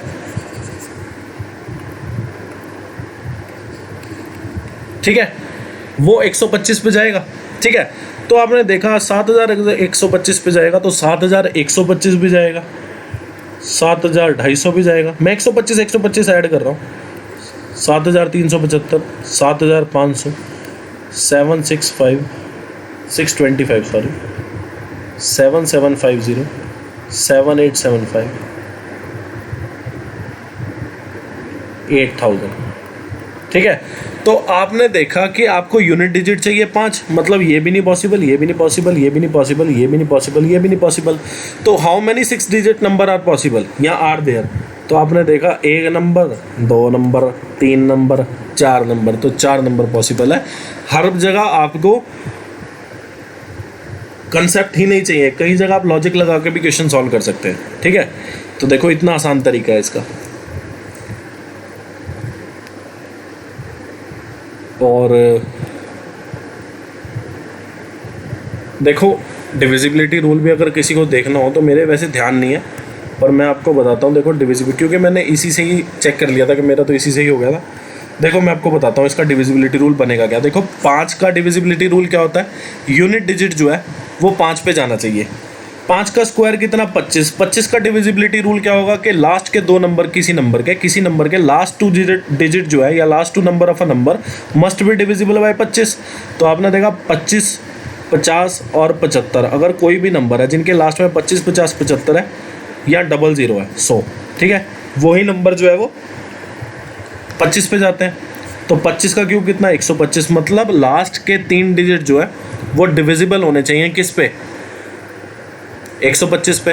तो आपने देखा ये नंबर भी पॉसिबल है, 125 तो जाएगा ही 125 पे, फिर 125 का पहाड़ा ही पढ़ दो 250, 375, 500।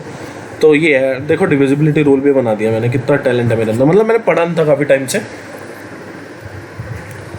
क्वेश्चन में बोला है if 2100 units of product she was sold in 2019 and the total number of unit sold by the company in 2020 was total. तो आपने देखा, पहली बात तो आपने देखा प्रोडक्ट सी कौन सा है, ये वाला 120 डिग्री, इसकी वैल्यू आपको गिवन है कितनी, 2100।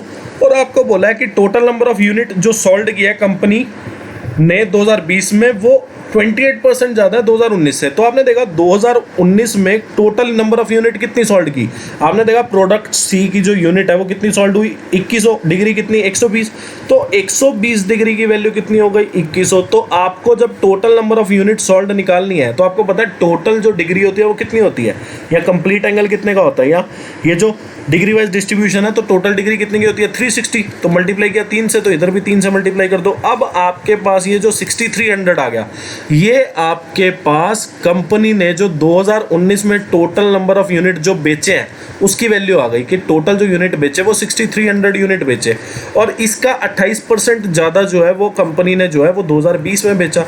तो 63 इंटू 128, 8 या 24 यूनिट डिजिट जो है 4 होना चाहिए, तो 8064 जो है जो आपका आंसर आ जाएगा। ठीक है, तो ए इज द करेक्ट आंसर। अब ये वाला क्वेश्चन है, आपको बोला which class has the least percentage of girls. आपने देखा इस क्लास में कितनी परसेंट है गर्ल्स, तो आपने देखा 31 तो गर्ल्स है, और टोटल नंबर ऑफ स्टूडेंट कितने 31 और 27 और 8 कितना 66। इस क्लास में आपने देखा कि 30/75, 30 जो है number of girls, total number of student कितने 75। फिर आपने देखा इस क्लास में 32 बाय, अगर मैं देखूँ तो 32 बाय कितना 71 आ गया, और इस क्लास में जो है 34/74 आ गया, इंटू 100% इंटू 100% इंटू 100%। तो आप देख सकते हो यहाँ पे, देखो एक चीज़ देखना है यहाँ पे, क्या आपको लीस्ट बताना है, लीस्ट परसेंटेज मतलब सबसे कम लड़कियाँ कौन सी क्लास में है। देखो एक चीज़ मैं आपको बताऊँ, आपने यहाँ पे देखा कि सबसे, अगर आपको लीस्ट बताना है तो आपको न्यूमरेटर सबसे छोटा चाहिए और डिनोमिनेटर सबसे बड़ा चाहिए, क्योंकि डिनोमिनेटर जो है फ्रैक्शन में आता है, अगर डिनोमिनेटर बड़ा होगा तो पूरी फ्रैक्शन जो है वो छोटी हो जाती है, ठीक है, और न्यूमरेटर आपको छोटा चाहिए। आपने देखा 30 जो है सबसे कम वैल्यू है इन चारों में, 32 30 से बड़ा, 34 30 से बड़ा, 31 30 से बड़ा, और फिर आप देख रहे हो कि 30 तो सबसे छोटा मतलब न्यूमरेटर सबसे छोटा, और डिनोमिनेटर इसका सबसे बड़ा है जो कि 75 वैल्यू है, मतलब ये जो है सबसे लीस्ट है। ठीक है, और आपको एग्जाम में भी ऐसे ही पता करना है, सॉल्व ना करना तो ही बेटर रहेगा आपके लिए। आपको बोला the total number of computers of type A sold in January, तो टाइप ए में जनवरी में इतने बिके, मई में कितने बिके इतने, तो टोटल कितने बिके 600। Is what percentage less than the total number of computers of type B sold from March to May. March में 350, मई, तो आपने देखा मई और अप्रैल में कितने हो गए 750, 750 में 350 अगर मैं जोड़ूं तो 1100 हो जाएगा। तो मार्च से मई के बीच में जो कंप्यूटर्स बिके टाइप बी के वो कितने बिके 1100। आपको बताना है कितना लेस देन है, तो 500 कम है, 600 जो है 500 कम है 1100 से, और 1100 पे ही पूछा है, तो 5/11 की जो वैल्यू होती है वो 4.45 होती है, तो 4.5 आ जाएगी आपका आंसर।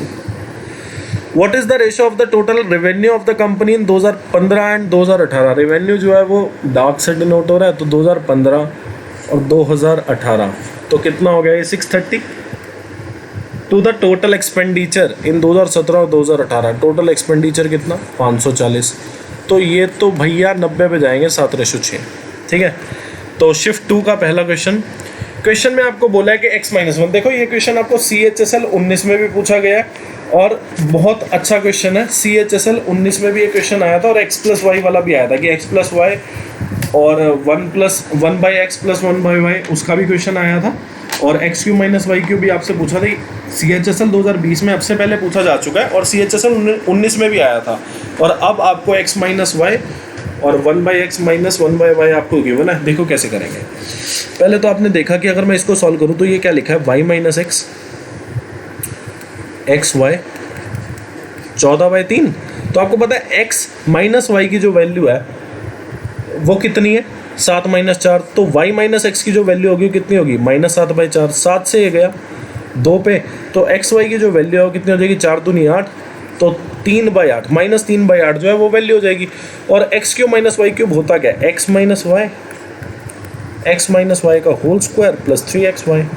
ठीक है, तो आपने देखा x माइनस वाई कितना 7/4, x माइनस वाई का होल स्क्वायर मतलब x माइनस वाई 7/4, इसका स्क्वायर कितना हो जाएगा 49/16।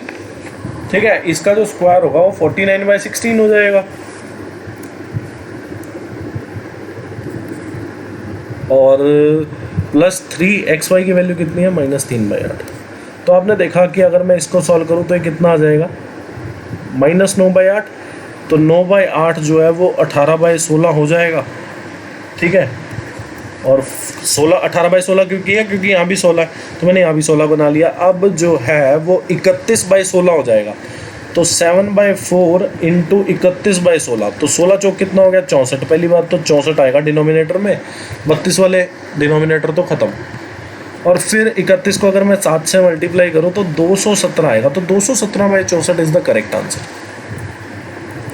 अब ये वाला क्वेश्चन है, आपको पता है कि a⁴ plus b⁴ plus a² plus b² की जो वैल्यू है, या फिर इसको हम दो फैक्टर में डिवाइड कर सकते हैं। इसकी जो वैल्यू है a⁴ plus b⁴ plus a² plus a² into b² जो है वो आपको 133 दिया, मतलब इसकी वैल्यू कितनी होगी 133। अब आप इसको दो फैक्टर में डिवाइड कर सकते हैं, किस किस में, a² plus b² plus ab और a² plus b² minus ab। तो आपने देखा कि a⁴ plus b⁴ plus a² into b² को जब मैंने इन दो फैक्टर में स्प्लिट कर लिया तो आपने देखा इसकी वैल्यू कितनी होगी 133। अब आपको पता है a² plus b² minus ab की वैल्यू कितनी है 19 जो है इसको कितने पे काटेगा 7 पे काट देगा। तो आपने देखा a² plus b² plus ab की जो वैल्यू है वो 7 आ गई, और a² plus b² minus ab की जो वैल्यू है कितनी आ गई आपके पास 19। आपको निकालनी है किसकी वैल्यू, ab की वैल्यू निकालनी है। तो आप क्या करो, पहली इक्वेशन में से दूसरी इक्वेशन माइनस कर दो। तो आपने देखा 2ab की जो वैल्यू है वो कितनी हो गई -12। तो ab की जो वैल्यू है वो आपके पास कितनी आ जाएगी -6 आ जाएगी। a² और b² तो कट ही जाएंगे जब आप माइनस करेंगे।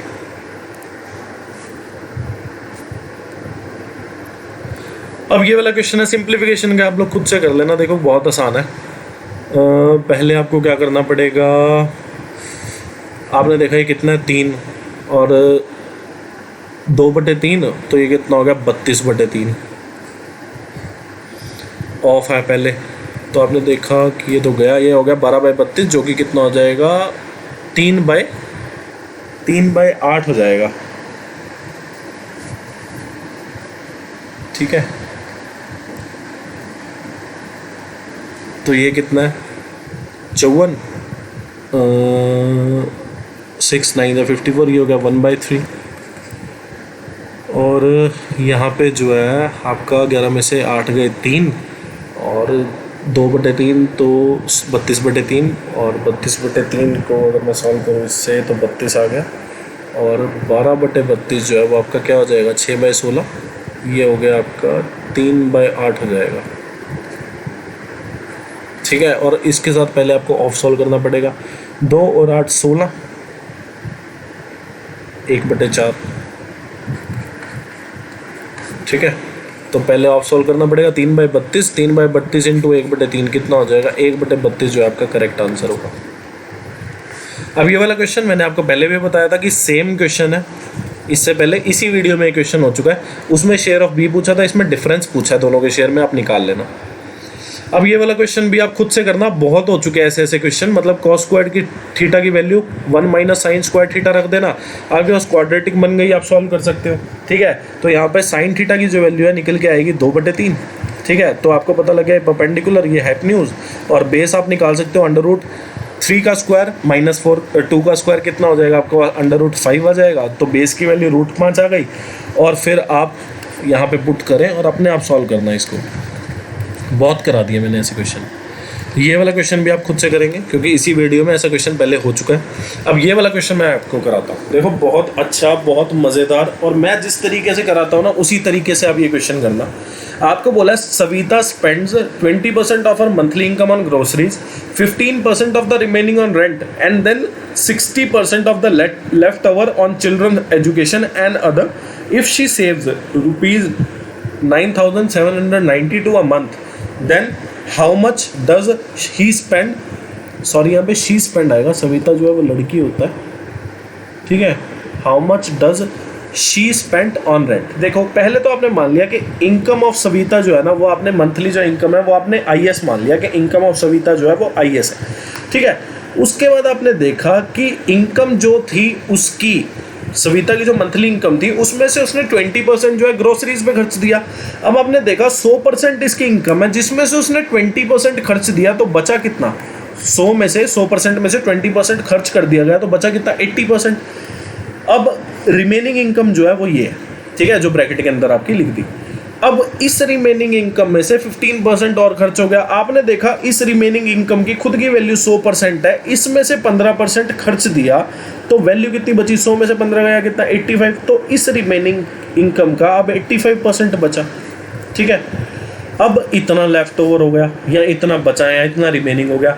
अब ये जो बड़े वाला रिमेनिंग इनकम है इसकी खुद की वैल्यू 100%, 60% इसका भी चिल्ड्रन की एजुकेशन में लगा दिया, तो इसमें से जो कि 100% वैल्यू है 60% खर्च दिया, तो बचा कितना, 40%।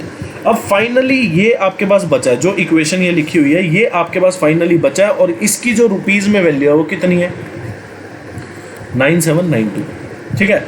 तो आप इसको सॉल्व करेंगे, देखा आपने 2/5 और ये 17 पे जाएगा, ठीक है जी। और ये क्या लिखा है आपका 4/5, हाँ। और अब आपने देखा कि 17 पे अगर मैं इसको काटूँ तो 17 पंजे 85, ठीक है, तो 5 पे जाएगा और फिर 7 पे जाएगा और फिर 6 पे जाएगा, और 4 दूनी 8 होता है, तो ये 8 को भी काटेगा। 8 को कितने पे काटेगा, ये 72 पे काटेगा। तो आपने देखा 72 × 5 कितना होगा, 360, और 360 को 100 से तो 36,000। तो आपने देखा 36,000 जो है, मतलब आपने 5 और 100 को 72 से मल्टीप्लाई किया, तो आपने देखा इनकम ऑफ सविता जो है वो आपके पास कितनी आ गई, 36,000 आ गई। अब आपको बोला है कि उसने कितना रेंट पे खर्च किया था, कितना उसने रेंट पे खर्च किया था। देखो क्वेश्चन जो है सॉल्व करना अब आसान हो गया। आपने देखा 36,000 उसकी इनकम, जिसमें से उसने 20% जो है ग्रोसरीज पे खर्च कर दिया। तो आपने देखा अगर उसने 20% ग्रोसरीज पे खर्च कर दिया तो उसके पास बचा कितना, 80%। अब ये रिमेनिंग इनकम है। अब इस रिमेनिंग का जो है 15% उसने हाउस रेंट पे दिया था, तो इस रिमेनिंग इनकम का आपको 15% निकालना है। आपको बोला है 15% ऑफ द रिमेनिंग, पहले तो आपने रिमेनिंग निकाल लिया कि बचा कितना ग्रोसरीज पे खर्चने के बाद, उसका 15% आप निकालोगे तो रेंट का खर्चा आपके पास आ जाएगा। इसकी वैल्यू कितनी हो गई, देखो आपने देखा 4 जीरो है, तो पहले तो 4 जीरो काट दी, फिर 36 × 8 ये कितना हो जाएगा 120, और 144, तो ये हो जाएगा 432। तो 4320 मतलब 4,320 रुपये रेंट जो है वो पे किया सविता ने। अब ये वाला क्वेश्चन आपको बोला मार्क प्राइस जो है वो x है, दो डिस्काउंट दिए 20% डिस्काउंट दिया मतलब 80% वैल्यू पे बेचा, और 16% अगर डिस्काउंट दिया तो 84% वैल्यू पे बेचा। सेलिंग प्राइस आपके पास आ गया, मार्क प्राइस आपको बताना मतलब x की वैल्यू। यार ये क्वेश्चन मैं क्यों करा रहा हूँ आपको, देखो 4 जो है ये इसको कितने पे काटेगा,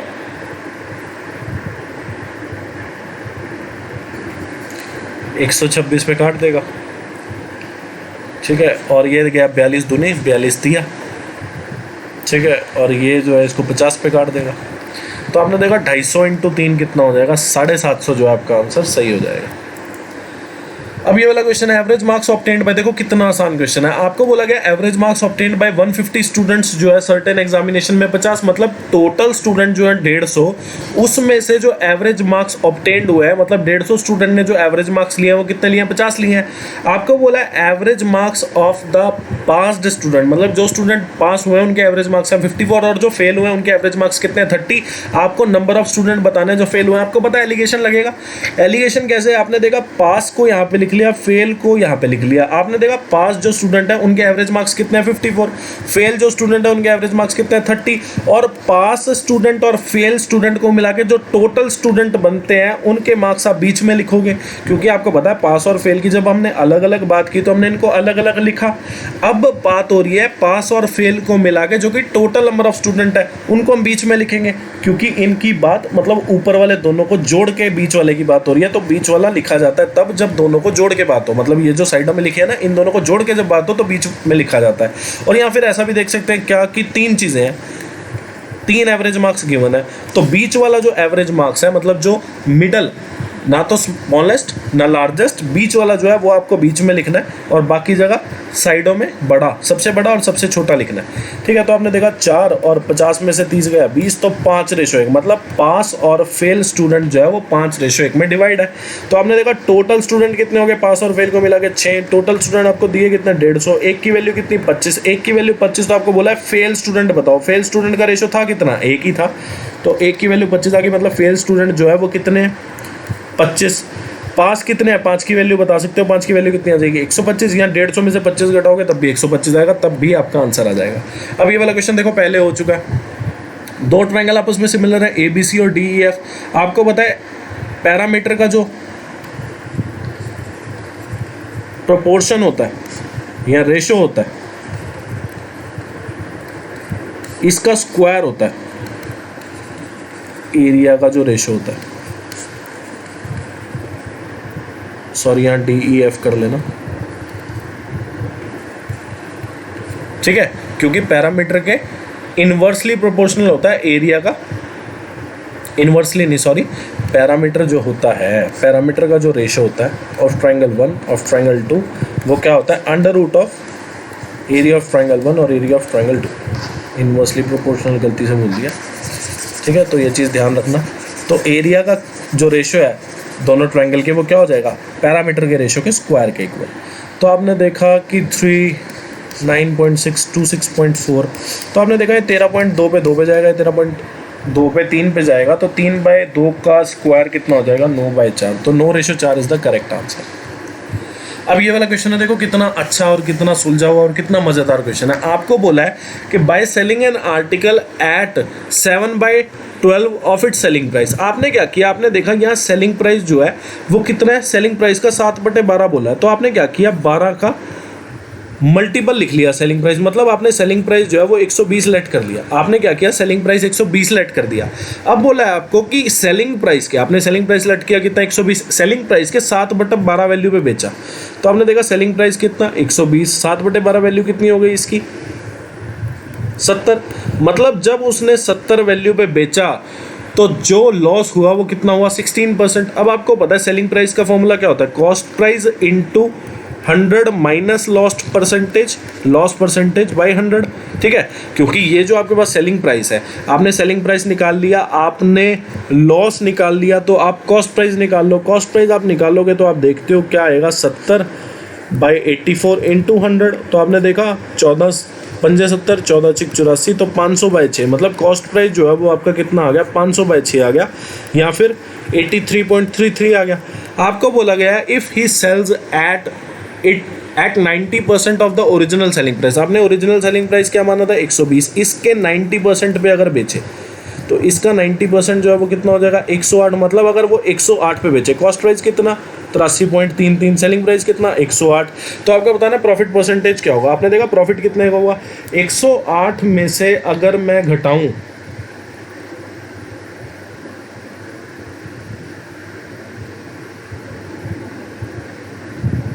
83.33, तो आपने देखा 108 में से 83.33 गया, तो आपने देखा बचा कितना, 6 7, और यहाँ पे कितना बचेगा, 4 और 2। तो आपने देखा 24.67 का जो है वो आपका प्रॉफिट हो गया। प्रॉफिट निकालते किस पे, कॉस्ट प्राइस पे, 83.33% इंटू 100%। तो आपने देखा इसको सॉल्व करके जो आपकी वैल्यू आएगी वो कितनी आ जाएगी, 29.65%, जिसको आप बोल सकते हो 29.6% ही बोल सकते हैं, क्योंकि 29.7 तो अवेलेबल ही नहीं है। तो 29.65% जो है आपका आंसर बिल्कुल सही है।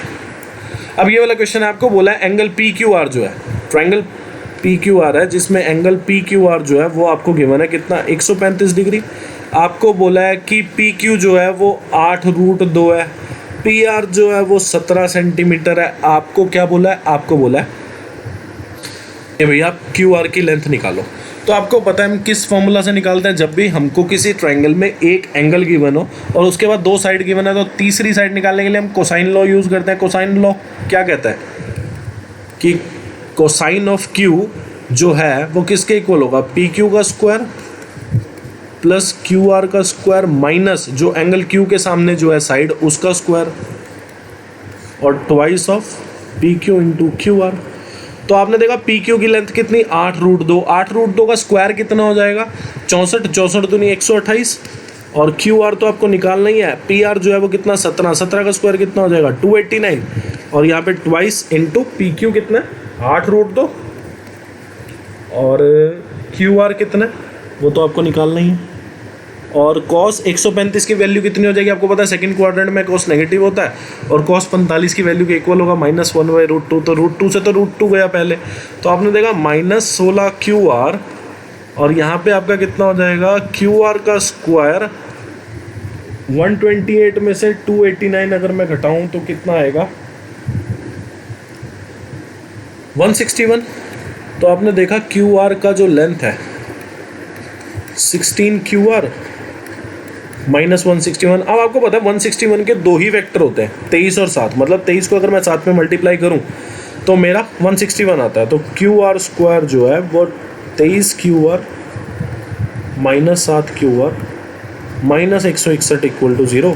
या फिर यहीं पे आप क्या कर सकते थे, यहीं पे आप ऑप्शन पुट करना शुरू कर दो, पहले 7 करो फिर 10 करो फिर 8 करो फिर 9 करो, कोई ना कोई एक ऑप्शन सेटिस्फाई कर जाएगा। देखो पहले सॉल्व कर दूं मैं आपको इसी से ही। तो आपने देखा क्यू आर +23 एक फैक्टर बनेगा, दूसरा फैक्टर बनेगा क्यू आर -7, ठीक है। तो आपने देखा क्यू आर की दो पॉसिबल वैल्यू आ गई, एक तो -23 आ गई, एक आ गई 7। -23 वैल्यू पॉसिबल हो नहीं सकती क्योंकि side of a triangle can't be negative, तो 7 जो है करेक्ट आंसर होगा।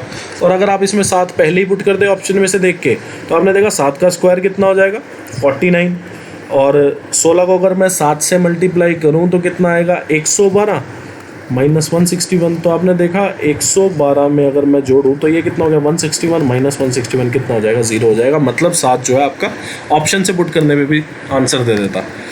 तो आपने देखा कि x³ -1/x³ बनाना है तो इसको पहले x -1/x की फॉर्म में बनाना पड़ेगा। तो पूरी इक्वेशन को x से डिवाइड कर दो, left hand side right hand side दोनों। तो आपने देखा x³ -1/x³ की जो वैल्यू होगी, आपको पता है x -1/x अगर a है तो x³ -1/x³ क्या होता है a³ + 3 तो 5√2 का क्यूब प्लस 3 × 5√2। तो आपने देखा 5 × 5 25, 25 × 125, तो 5 का क्यूब कितना हो गया 125, 2 का क्यूब कितना 2√2, तो 125 × 2√2 कितना हो जाएगा 125 × 2√2 250√2 हो जाएगा और यहाँ पे 15√2। तो आपने देखा 265√2 जो है आपका करेक्ट आंसर है। अब ये वाला क्वेश्चन है, आपको बोला है पाइप ए और पाइप बी जो है किसी फुल टैंक को एम्प्टी कर देते हैं 36 और 45 मिनट में, ठीक है। तो आपने देखा ये जो पाइप है ये एम्प्टी कर रहा है, ये जो पाइप है ये एम्प्टी कर रहा है और पाइप सी जो है वो फिल करेगा 15 मिनट में, ठीक है। तो आपको टोटल टाइम दे दिया, आप टोटल वर्क निकाल लो 36, 45 और 15 का एलसीएम लेके कितना आ जाएगा आपके पास 180। तो आपने देखा टोटल वर्क जो आपका कितना आ गया 180। अब ये जो आया है यही टैंक की कैपेसिटी है, यही टैंक का वॉल्यूम है, सब कुछ यही है। मतलब जो टैंक में जितना भरा जा सकता है ना वो 180 भरा जा सकता है, मतलब टैंक जो है उसका वॉल्यूम 180 हो गया आपके पास। तो आपने क्या निकालना है 1 मिनट वर्क, क्योंकि यूनिट जो है वो मिनट में है। तो आपने देखा 1 मिनट वर्क कैसे निकलेगा, total work by total time 180 को 36 से डिवाइड किया कितना आया 5, 180 को 45 से डिवाइड किया कितना आया 4 और 180 को जब मैं 15 से डिवाइड करूंगा तो मेरे पास कितना आ जाएगा 12 आ जाएगा। तो आपने देखा 1 मिनट में ए जो है 5 खाली कर देता है, बी जो है 4 खाली कर देता है और सी जो है वो 12 भर देता है। आपको बोला B and C are open together for 15 minute. आपने देखा बी और सी को ओपन किया गया, बी जो है वो खाली करता है, खाली कितना 4 कर देगा, सी जो है वो भरता है, कितना भर देगा 12। आपने क्या किया भरने वाले को प्लस में लिख लिया, खाली करने वाले को आपने माइनस में लिखा। तो आपने देखा 12 में से 4 गया कितना 8। तो आपने देखा बी और सी अगर साथ में मिलके मतलब बी और सी को अगर साथ में खोल दिया जाए तो 15 मिनट में जो है वो कितना भर देंगे? आपने देखा 1 मिनट में जो है वो 8 भर देंगे, तो 15 मिनट में कितना भर देंगे? आपने देखा 15 मिनट में जो है 120 भर देंगे। आपने देखा 1 मिनट में बी और सी अगर साथ में खोल दिया जाए तो 8 भर देंगे, तो 15 मिनट में कितना भर देंगे? 120। आपको बोला गया देन बोथ टर्न ऑफ। आपने देखा 15 मिनट में 120 भर के दोनों को बंद कर दिया गया। अब ए को खोला गया। आपको बोला गया पाइप ए जो है वो एम्प्टी कितने मिनट में कर देगा टैंक को? तो आपने देखा 120 जो भरा है, अब जो है ए खुला होगा, ए जो है वो एम्प्टी करता है, मतलब अब 120 जो भरा था बी और सी ने इसको खाली करना है। तो आपने देखा ए जो है 1 मिनट में कितना खाली कर देगा? 5। तो 120 खाली करने में कितना टाइम लेगा? 24 मिनट। ये करा कैसे? ये total work by total work by 1 minute work करा तो हमारे पास टोटल टाइम आ गया। आपको बोला है पी क्यू आर एक साइक्लिक क्वाड्रिलेटरल है जिसमें क्यू आर जो है वो डायमीटर है। ये क्वेश्चन पहले भी आ चुका, हम दोबारा करा देंगे, ठीक है। आपको बोला है एस क्यू आर जो है ये कितने डिग्री है? 24 डिग्री है। और आपको बोला है QPS जो है ये एंगल आपको बताना है। पिछली बार क्या हुआ था, ये जो बताना है एंगल, ये वाला एंगल गिवन था, मतलब QPS एंगल गिवन था, और ये वाला एंगल जो SQR है ये एंगल बताना था। आपकी बार उल्टा पूछा आपसे। तो आपने देखा ये 24 डिग्री। आपको पता है डायमीटर जो है सर्कमफ्रेंस के किसी भी पॉइंट पे जो है वो 90 डिग्री एंगल बनाता है। QR जो है वो S पॉइंट पे कितना एंगल बनाएगा? 90 डिग्री बनाएगा। तो आपने देखा QSR जो एंगल है वो 90, तो ये 90 ये 24, तो ये कितना हो जाएगा आपके पास? 66 डिग्री हो जाएगा। अब आपको एक और चीज़ पता है कि साइक्लिक क्वाड्रिलेटरल में आमने सामने वाले एंगल का जोड़ कितना होता है? 180 डिग्री।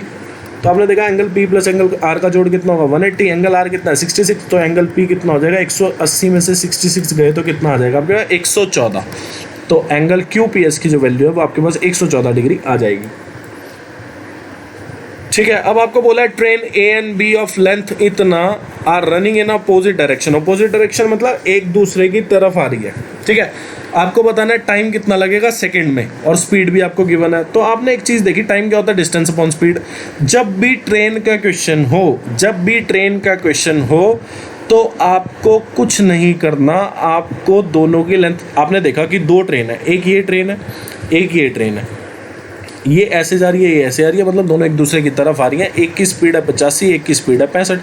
तो जब भी ट्रेन का क्वेश्चन हो तो आपको पता है टाइम का फॉर्मूला क्या होता है? Distance upon speed. तो डिस्टेंस की जगह जो है वो लेंथ लिखते हैं हम जब ट्रेन का क्वेश्चन हो। तो आपने देखा कि दोनों ट्रेन की कुछ ना कुछ लेंथ है, तो आप दोनों ट्रेन की लेंथ को ऐड कर दो, यही आपका डिस्टेंस हो जाएगा, ठीक है।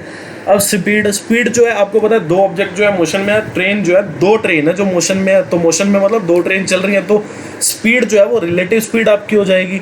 तो आपने देखा कि एक की स्पीड 85, एक की 65, और दोनों एक दूसरे की तरफ आ रहे हैं, तो स्पीड जो है वो ऐड हो जाएगी, ठीक है।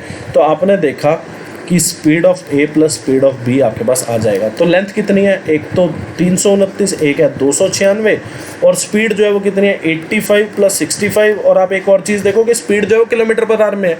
आपको पूछा कि टाइम बताओ मीटर, इसमें सेकंड में पूछा टाइम, और डिस्टेंस जो है जो कि लेंथ में हमने काउंट किया वो किस में है? मीटर में। तो आप किलोमीटर पर आवर को, ये तो ऊपर वाला है ही मीटर में, तो आप किलोमीटर पर आवर को मीटर पर सेकंड में चेंज कर लो। तो मीटर पर सेकंड में चेंज करने के लिए आपको क्या करना पड़ेगा? 5/18 से मल्टीप्लाई करना पड़ेगा। तो आपने देखा कि 329 में 296 जब मैंने जोड़े तो मेरे पास कितना आया? 625। और नीचे आप देखते हो कि 150 × 5/18। तो आपने देखा ये जो है इसको 6 पे काटेगा कितने पे? 3 पे, और ये 6 पे 25, 25 पंजे 125, तो 125 625 को कितने पे काटते हैं? 5 पे। 5 दिया कितना हो जाएगा? 15, मतलब 15 सेकंड में दोनों ट्रेन एक दूसरे को क्रॉस कर जाएंगी। अब ये वाला क्वेश्चन है, देखो इस क्वेश्चन को सॉल्व करने के काफ़ी सारे तरीके हैं। आपने देखा कि ये परपेंडिकुलर हो गया, ये हाइपोटेन्यूज होगा क्योंकि साइन थीटा होता है, परपेंडिकुलर बाय हाइपोटेन्यूज। आप बेस निकाल लोगे ए और बी की फॉर्म में, ऐसा मत करें, ठीक है, ऐसा मत करें आप सिर्फ और सिर्फ क्वेश्चन को वैल्यू पुट करके सॉल्व करें। देखो कैसे करेंगे। आपने देखा ए और बी को आप इक्वल नहीं मान सकते क्योंकि ए जो है वो बी से बड़ा है और ए और बी दोनों 0 से बड़े हैं। तो आपने क्या किया, अपनी उसूलियत के लिए आपने ए को 4 मान लिया, बी को 1 माना। अब मैं बताऊं क्यों मैंने 4 और 1 क्यों माना, 2 और 1 क्यों नहीं माना, ठीक है, 3 और 1 क्यों नहीं माना। मैंने 4 और 1 इसलिए माना कि मैं 4 और 1 को मल्टीप्लाई करूंगा तो 2 × √4, √4 की हमें वैल्यू पता है, ठीक है। अगर मैं 3 और 1 रखता तो √3 आ जाता, फिर √ में सॉल्व करते फिर। तो आपने देखा कि साइन थीटा की जो वैल्यू है वो आपने ए और बी की फॉर्म में नहीं रखनी, आपको ए और बी की वैल्यू पुट कर लेनी है। आपने ए की वैल्यू करी 4 और बी की वैल्यू 1। अब बोलोगे कि सर आप ए की वैल्यू 1 बी की वैल्यू 4 भी तो कर सकते थे। मैं बोलूँगा कि नहीं कर सकते थे, क्योंकि ए जो है वो बड़ा है। आपको इक्वेशन में दिया ए जो बड़ा है बी से, तो आपने देखा 4 + 1, तो आपने देखा √4 की वैल्यू कितनी होती है 2, 2 × 2 और 4 + 1 कितना हो जाएगा आपके पास 5 हो जाएगा। तो ये कितना हो गया 4/5। अब आपको पता है 3 4 5 का ट्रिपलेट होता है। परपेंडिकुलर हो गया 4, हाइपोटेन्यूज हो गया 5, तो बेस कितना हो जाएगा आपके पास 3। तो cos थीटा की जो वैल्यू है वो आपके पास कितनी आ जाएगी, आपको पता है cos थीटा की जो वैल्यू है वो कितनी आ जाएगी, बेस बाय हाइपोटेन्यूज मतलब 3/5 आपके पास वैल्यू आ जाएगी। तो 3/5 - 1, 3/5 + 1, तो 3 + 5 कितना 8, और ये कितना हो जाएगा 8/5, और 3 - 5 कितना -2/5। तो हमने देखा 5 से 5 गया -4 आ गया। अब पुट करके देखो -4 आएगा कहाँ से, तो आपने देखा इससे तो 4/1 1/4 -4/1 -1/4, तो आपने देखा ये वाला ऑप्शन बिल्कुल सही है, B is the correct answer. अब ये वाला क्वेश्चन है, आपको बोला है कि लेंथ ऑफ रेक्टेंगल जो है is 10 centimetre more than the side of a square, and जो ब्रेड्थ है वो 8 सेंटीमीटर कम है साइड ऑफ स्क्वायर, और एरिया जो है रेक्टेंगल और स्क्वायर दोनों का इक्वल है। आपको पैरामीटर बताना है रेक्टेंगल का। आपने मान लिया कि साइड ऑफ स्क्वायर जो है, आपने क्या किया, साइड ऑफ स्क्वायर को ए मान लिया। अब आपने देखा कि एरिया ऑफ स्क्वायर जो है वो क्या आ जाएगा आपके पास a²। अब जो एरिया ऑफ स्क्वायर है वो एरिया ऑफ रेक्टेंगल के इक्वल है, तो आपने क्या किया यहाँ पे एरिया ऑफ रेक्टेंगल देखा। एरिया ऑफ रेक्टेंगल क्या होता है, लेंथ इंटू ब्रेड्थ। लेंथ कितनी आ जाएगी, लेंथ जो है वो 10 सेंटीमीटर ज़्यादा है, और ब्रेड्थ जो है 10 सेंटीमीटर किससे ज़्यादा है, side of square. Side of square आपने ए मान ली, तो लेंथ कितनी आ गई a + 10, और ब्रेड्थ जो है वो 8 सेंटीमीटर कम है किससे, साइड ऑफ स्क्वायर से, तो a - 8। तो एरिया ऑफ रेक्टेंगल का फॉर्मूला क्या होता है, लेंथ इंटू ब्रेड्थ। तो आपने देखा a² और 10 - 8 कितना 2a - 80, और यहाँ पे कितना आ जाएगा a²। तो आपने देखा 2a की वैल्यू 80 हो जाएगी, a की वैल्यू आपके पास कितनी आ गई 40। आपको बोला है कि पैरामीटर ऑफ रेक्टेंगल बताओ, ठीक है। तो पैरामीटर ऑफ रेक्टेंगल का फॉर्मूला क्या होता है, length plus breadth into twice. तो आपने देखा लेंथ कितनी हो जाएगी, लेंथ होती है a + 10, a की वैल्यू 40 + 10 कितना हो गया 50 हो गया, और ब्रेड्थ जो है वो आपके पास आ जाएगी a - 8। a कितना 40 - 8 कितना 32, 32 × 50, सॉरी 32 + 50 × 2 है, 32 + 50, इसका ट्वाइस करना है आपको। तो आपने देखा 82 का ट्वाइस कितना हो जाएगा 164। अब ये वाला क्वेश्चन है, देखो बहुत कर चुके हैं ऐसे ऐसे क्वेश्चन ना हम। आपको पता है 88 को हमें स्प्लिट करना है किसमें, 11 और 8 में, ठीक है, क्योंकि 11 और 8 जो है को प्राइम फैक्टर है, तो को प्राइम में आपको स्प्लिट करना है। अब आपको 11 का डिविजिबिलिटी रूल चेक करना है और 8 का। तो आपने देखा 4 8 x 4 9 2 3 y 8। अब 8 का अगर डिविजिबल होना है किसी नंबर को, तो लास्ट के 3 डिजिट जो हैं या लास्ट के 3 नंबर जो हैं of a number must be divisible by 8। तो आपने देखा कि 320 जो है वो 8 पे जाता है, क्योंकि 32 जो है वो 8 पे जाता है, 32 जाएगा तो 320 भी जाएगा। तो आपने देखा 320 अगर 8 पे जाता है, तो 320 में अगर 8 ऐड कर दूं मैं 328 हो गया, तो 328 भी 8 पे जाएगा, तो 328 हो जाएगा। और फिर 40 जो है वो भी 8 पे जाता है, तो 40 अगर मैं ऐड करूँ तो 368 भी 8 पे जा सकता है, ठीक है। और इसके अलावा 40 और ऐड कर दूँ तो 408 हो जाएगा। तो हमें रखना है 300 से 400 के बीच में। तो आपने देखा 2 वैल्यू पॉसिबल है y की, एक वैल्यू 2 पॉसिबल है, एक वैल्यू है 6 पॉसिबल। तो आपने देखा कि आपको मैक्सिमम वैल्यू ऑफ y रखनी है, मतलब y की वैल्यू आपको 6 रखनी है। तो आपने देखा अब x की वैल्यू निकाल लो। 11 का डिविजिबिलिटी रूल आपको चेक करना है। 11 में क्या होता है, sum of odd digit minus sum of even digit जो है वो 11k होना चाहिए, equal to 11k, where k may be any digit, -1 0 1 2 3 4 कुछ भी। तो आपने देखा 4 और x और 9 13 16 24, तो ये आ गया 24 + x, 8 + 4 12 और 4 14 और 6 20।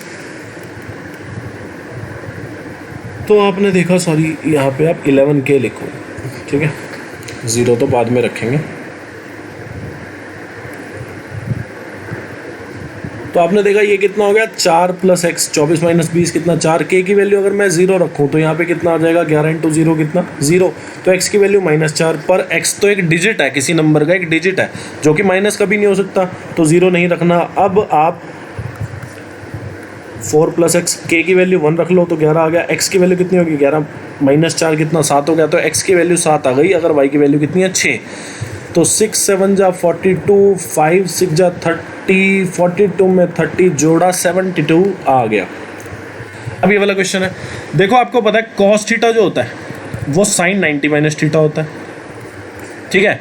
तो cos 63 जो है वो आपका कितना हो जाएगा sin 27, ठीक है। तो आपने देखा कि 3 cos square 27 degree -5 + 3 sin square 27 degree. और ऐसे ही आपको पता है कोसेक थीटा जो होता है वो sec 90 - थीटा होता है, तो tan square 32 degree + 4 - sec square 90 - 58 कितना होता है 32। तो आपने देखा 3 को अगर मैं कॉमन रखूँ तो cos square theta + sin square theta कितना हो जाएगा 1, तो 3 × 1 कितना 3 - 5। और यहाँ पे आपने देखा कि sec square theta - tan square theta 1 होता है, तो sec square theta - tan square theta अगर 1 होता है तो tan square theta - sec square theta कितना होगा -1, तो 4 tan square theta - sec square theta जो होगा वो -1 हो जाएगा। तो 4 - 1 तो यहाँ पे कितना है -2/3। और फिर आप देख सकते हो कि sin a cos b + cos a sin b ये कितना हो जाएगा sin a + b, तो sin 35 + 55 sin 90 हो जाएगा। sin 90 की वैल्यू कितनी होती है 1 - 2/3 कितना हो जाएगा 1/3। अब ये वाला क्वेश्चन है, आपको बोला है chord A B and C D, दो कॉर्ड है ए बी और सी डी, अगर इनको प्रोड्यूस किया जाए तो ये मिलेंगी पी पे जाके outside the circle. A D जो है वो डायमीटर आपको बता दिया सर्कल का, आपको बोला है एंगल डी ए पी जो है, मतलब ये वाला जो एंगल है आपको, ये आपको 30 डिग्री दे दिया। और फिर आपको बोला एंगल ए पी सी जो है, ये वाला एंगल कितना है 36। अच्छा, ये डी ए पी जो एंगल है ये 36 डिग्री है,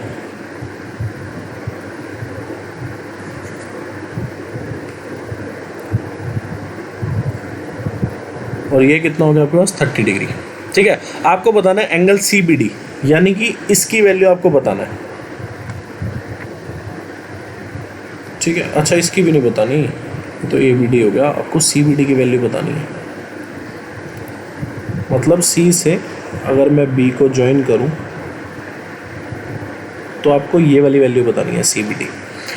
देखो पहली चीज़ तो एक आपको पता है क्या, आपको पता है कि ए डी एक डायमीटर है, डायमीटर सर्कमफ्रेंस के किसी भी पॉइंट पे 90 डिग्री एंगल बनाता है, मतलब ये वाला एंगल कितना हो गया 90 डिग्री। अब ये स्ट्रेट लाइन है, पी ए एक स्ट्रेट लाइन है, ए पी एक स्ट्रेट लाइन है, तो अगर ये 90 तो ये भी 90 हो जाएगा, ठीक है, पहली चीज़। अब आप एक चीज़ देख सकते हो यहाँ पे कि बी डी एक कॉर्ड है, बी डी एक कॉर्ड है, कॉर्ड जो है सर्कमफ्रेंस के हर पॉइंट पे सेम एंगल बनाती है, ठीक है।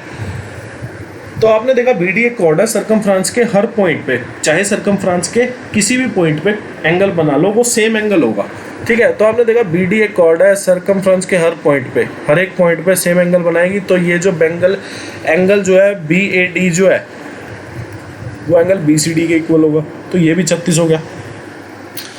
अब ट्रायंगल बी सी बी की अगर मैं बात करूँ, अगर मैं ट्रायंगल बी सी बी की बात करूँ तो आप देख रहे हो ये 36, ये 30, और ट्रायंगल के सभी एंगल का जोड़ कितना होता है 180 डिग्री। 180 डिग्री में से ये दोनों एंगल का जोड़ कितना हो गया 66, 180 में से 66 गया तो कितना आ गया 114। तो ये जो टोटल एंगल है angle C B P, angle C B P जो टोटल एंगल है ये एंगल कितना हो जाएगा 114 का, जिसमें से आपको पता है ये एंगल कितना है, ये वाला जो एंगल है ये 90 डिग्री है, तो ये जो एंगल बचा जो आपसे पूछा है एंगल सी बी डी जो है वो कितना हो जाएगा आपके पास 114 में से 90 घटा दो तो कितना आ जाएगा 24 डिग्री। ये आपका करेक्ट आंसर है। आपको बोला average export of diamonds for the given period was, average बताना है आपको, तो आपने 7.2, 8.5, 9.8, साल कितने हैं, साल तो हैं 7, 1 2 3 4 5 6 7, ठीक है। या तो आप इसको डेविएशन से भी कर सकते हो, ठीक है, डेविएशन के कॉन्सेप्ट में पढ़ा चुका हूँ, या फिर आप सबको जोड़ के डिवाइड कर दो 7 से। तो सबको जोड़ के हमने पहले भी एक बार वैल्यू निकाली थी, जो कि वैल्यू आई थी आपकी 72.1, पहले भी एक क्वेश्चन आ चुका है, एवरेज इसका हम निकाल चुके हैं, तो ये 10.3 करोड़ आएगा। सी जो है करेक्ट ऑप्शन है। आपको बोला था एक्चुअल कौन सा, ये वाला actual production of AC in February is what percentage less than the average target, target कौन सा प्रोडक्शन है ये, of AC over the period of 5 month. तो आपने देखा 60 टारगेट जो है ये, तो इसका एवरेज निकालना है आपको 5 मंथ का। तो आपने देखा 60 और 30 90, 90 और 80 170, सॉरी 90 और 90 कर लो पहले, तो 180 100 280, 280 में 80 जोड़ो तो 360 होता है। तो 360 तो टोटल टारगेट प्रोडक्शन है इसी की, और एवरेज निकालना तो कितने महीने हैं, 5 महीने डिवाइड कर दो। तो आपने देखा 36 को अगर मैं 360 को अगर मैं 5 से डिवाइड करूँगा तो मेरे पास कितना आ जाएगा 72। अब आपको बताना है 50 जो है, ये जो एवरेज है 72, इससे कितना कम है। तो आपने देखा कि ये इससे 22 कम है। पूछा किस पे है, 72 पे, इंटू 100%। तो आपने देखा 11/36, ये 11 हो गया, ये 36 हो गया, तो 1100/36 जो है वो 30.55% यानी कि 31% जो है आपका करेक्ट आंसर होगा। आपको बोला in 2019 the production of vehicle of type A increased by the same percentage as that in 2018। मतलब 2018 से 2019 में जो इंक्रीमेंट हुआ, सॉरी 2017 से 2018 में जो इंक्रीमेंट हुआ, आपको बोला है कि 2019 में जो प्रोडक्शन इंक्रीज हुआ है टाइप ए का, वो सेम परसेंट से इंक्रीज हुआ है जितना 2018 ओवर इट्स प्रीवियस ईयर। मतलब 2017 से 2018 में जो टाइप ए में इंक्रीमेंट हुआ है वही टाइप ए में इंक्रीमेंट होगा जो 2018 से 2019 में होगा। ठीक है, तो आपने देखा 2017 से 2018 में क्या हुआ, आपने देखा 2017 से 2018 में कितने का इंक्रीमेंट हुआ, आपने देखा 360 से वैल्यू 420 हो गई, तो कितना इंक्रीज कर गई वैल्यू, 60, कितने पे, 360 पे। तो आपने देखा 1/6 इंक्रीज हो गया। ठीक है, तो अब बताना है आपको 2019 में कितने व्हीकल प्रोड्यूस हुए। तो आपने देखा 2018 में कितने हुए, 420, 420 में 1/6 जो है वो इंक्रीमेंट करना है। तो आपने देखा एक जो है टोटल वैल्यू, एक टोटल वैल्यू है, टोटल वैल्यू में 1/6 फ्रैक्शन ऐड करना है। तो आपने देखा 7/6 का इंक्रीमेंट करना है। तो 7/6 का इंक्रीमेंट करोगे तो कितना आ जाएगा, 490। मतलब 490 जो है वो नंबर ऑफ व्हीकल है टाइप ए के जो प्रोड्यूस हुए 2019 में। या फिर ऐसा भी कर सकते थे कि 420 का 1/6 निकाला तो आपने देखा कितना, 70। मतलब 420 में 70 का इंक्रीमेंट हुआ, तो 490 व्हीकल प्रोड्यूस हुए 2019 में। लास्ट क्वेश्चन इस वीडियो का, इसमें बोला what is the ratio of the total number of vehicle of type A produced in 2015 and 2017। तो आपने देखा 2015 और 2017 में कितने प्रोड्यूस हुए, आपने देखा 600 प्रोड्यूस हुए, to the total number of vehicles of type B produce in 2016 and 2017। तो आपने देखा 225 में अगर मैं 255 ऐड करूँ तो 480 हो जाएगा। तो ठीक है, तो ये 120 पे जा रहा है, 5/4, 5/4 जो है करेक्ट आंसर होगा इस क्वेश्चन का। तो आपने देखा कि वीडियो बहुत मज़ेदार थी, अच्छे क्वेश्चन थे इसमें। तो वीडियो अच्छी लगी हो वीडियो को लाइक कर देना, चैनल को सब्सक्राइब कर देना, शेयर कर देना, फ्रेंड रिलेटिव नो जो भी आपका तैयारी कर रहा हो उसकी तैयारी में आप हेल्पफुल हो सकते हैं। फॉलो कर देना, कमेंट कर देना जो भी SW में क्वेश्चन दिया आपको। ठीक है, thanks for watching this video. आप लोग खुश रहें, तैयारी करते रहें। Thank you.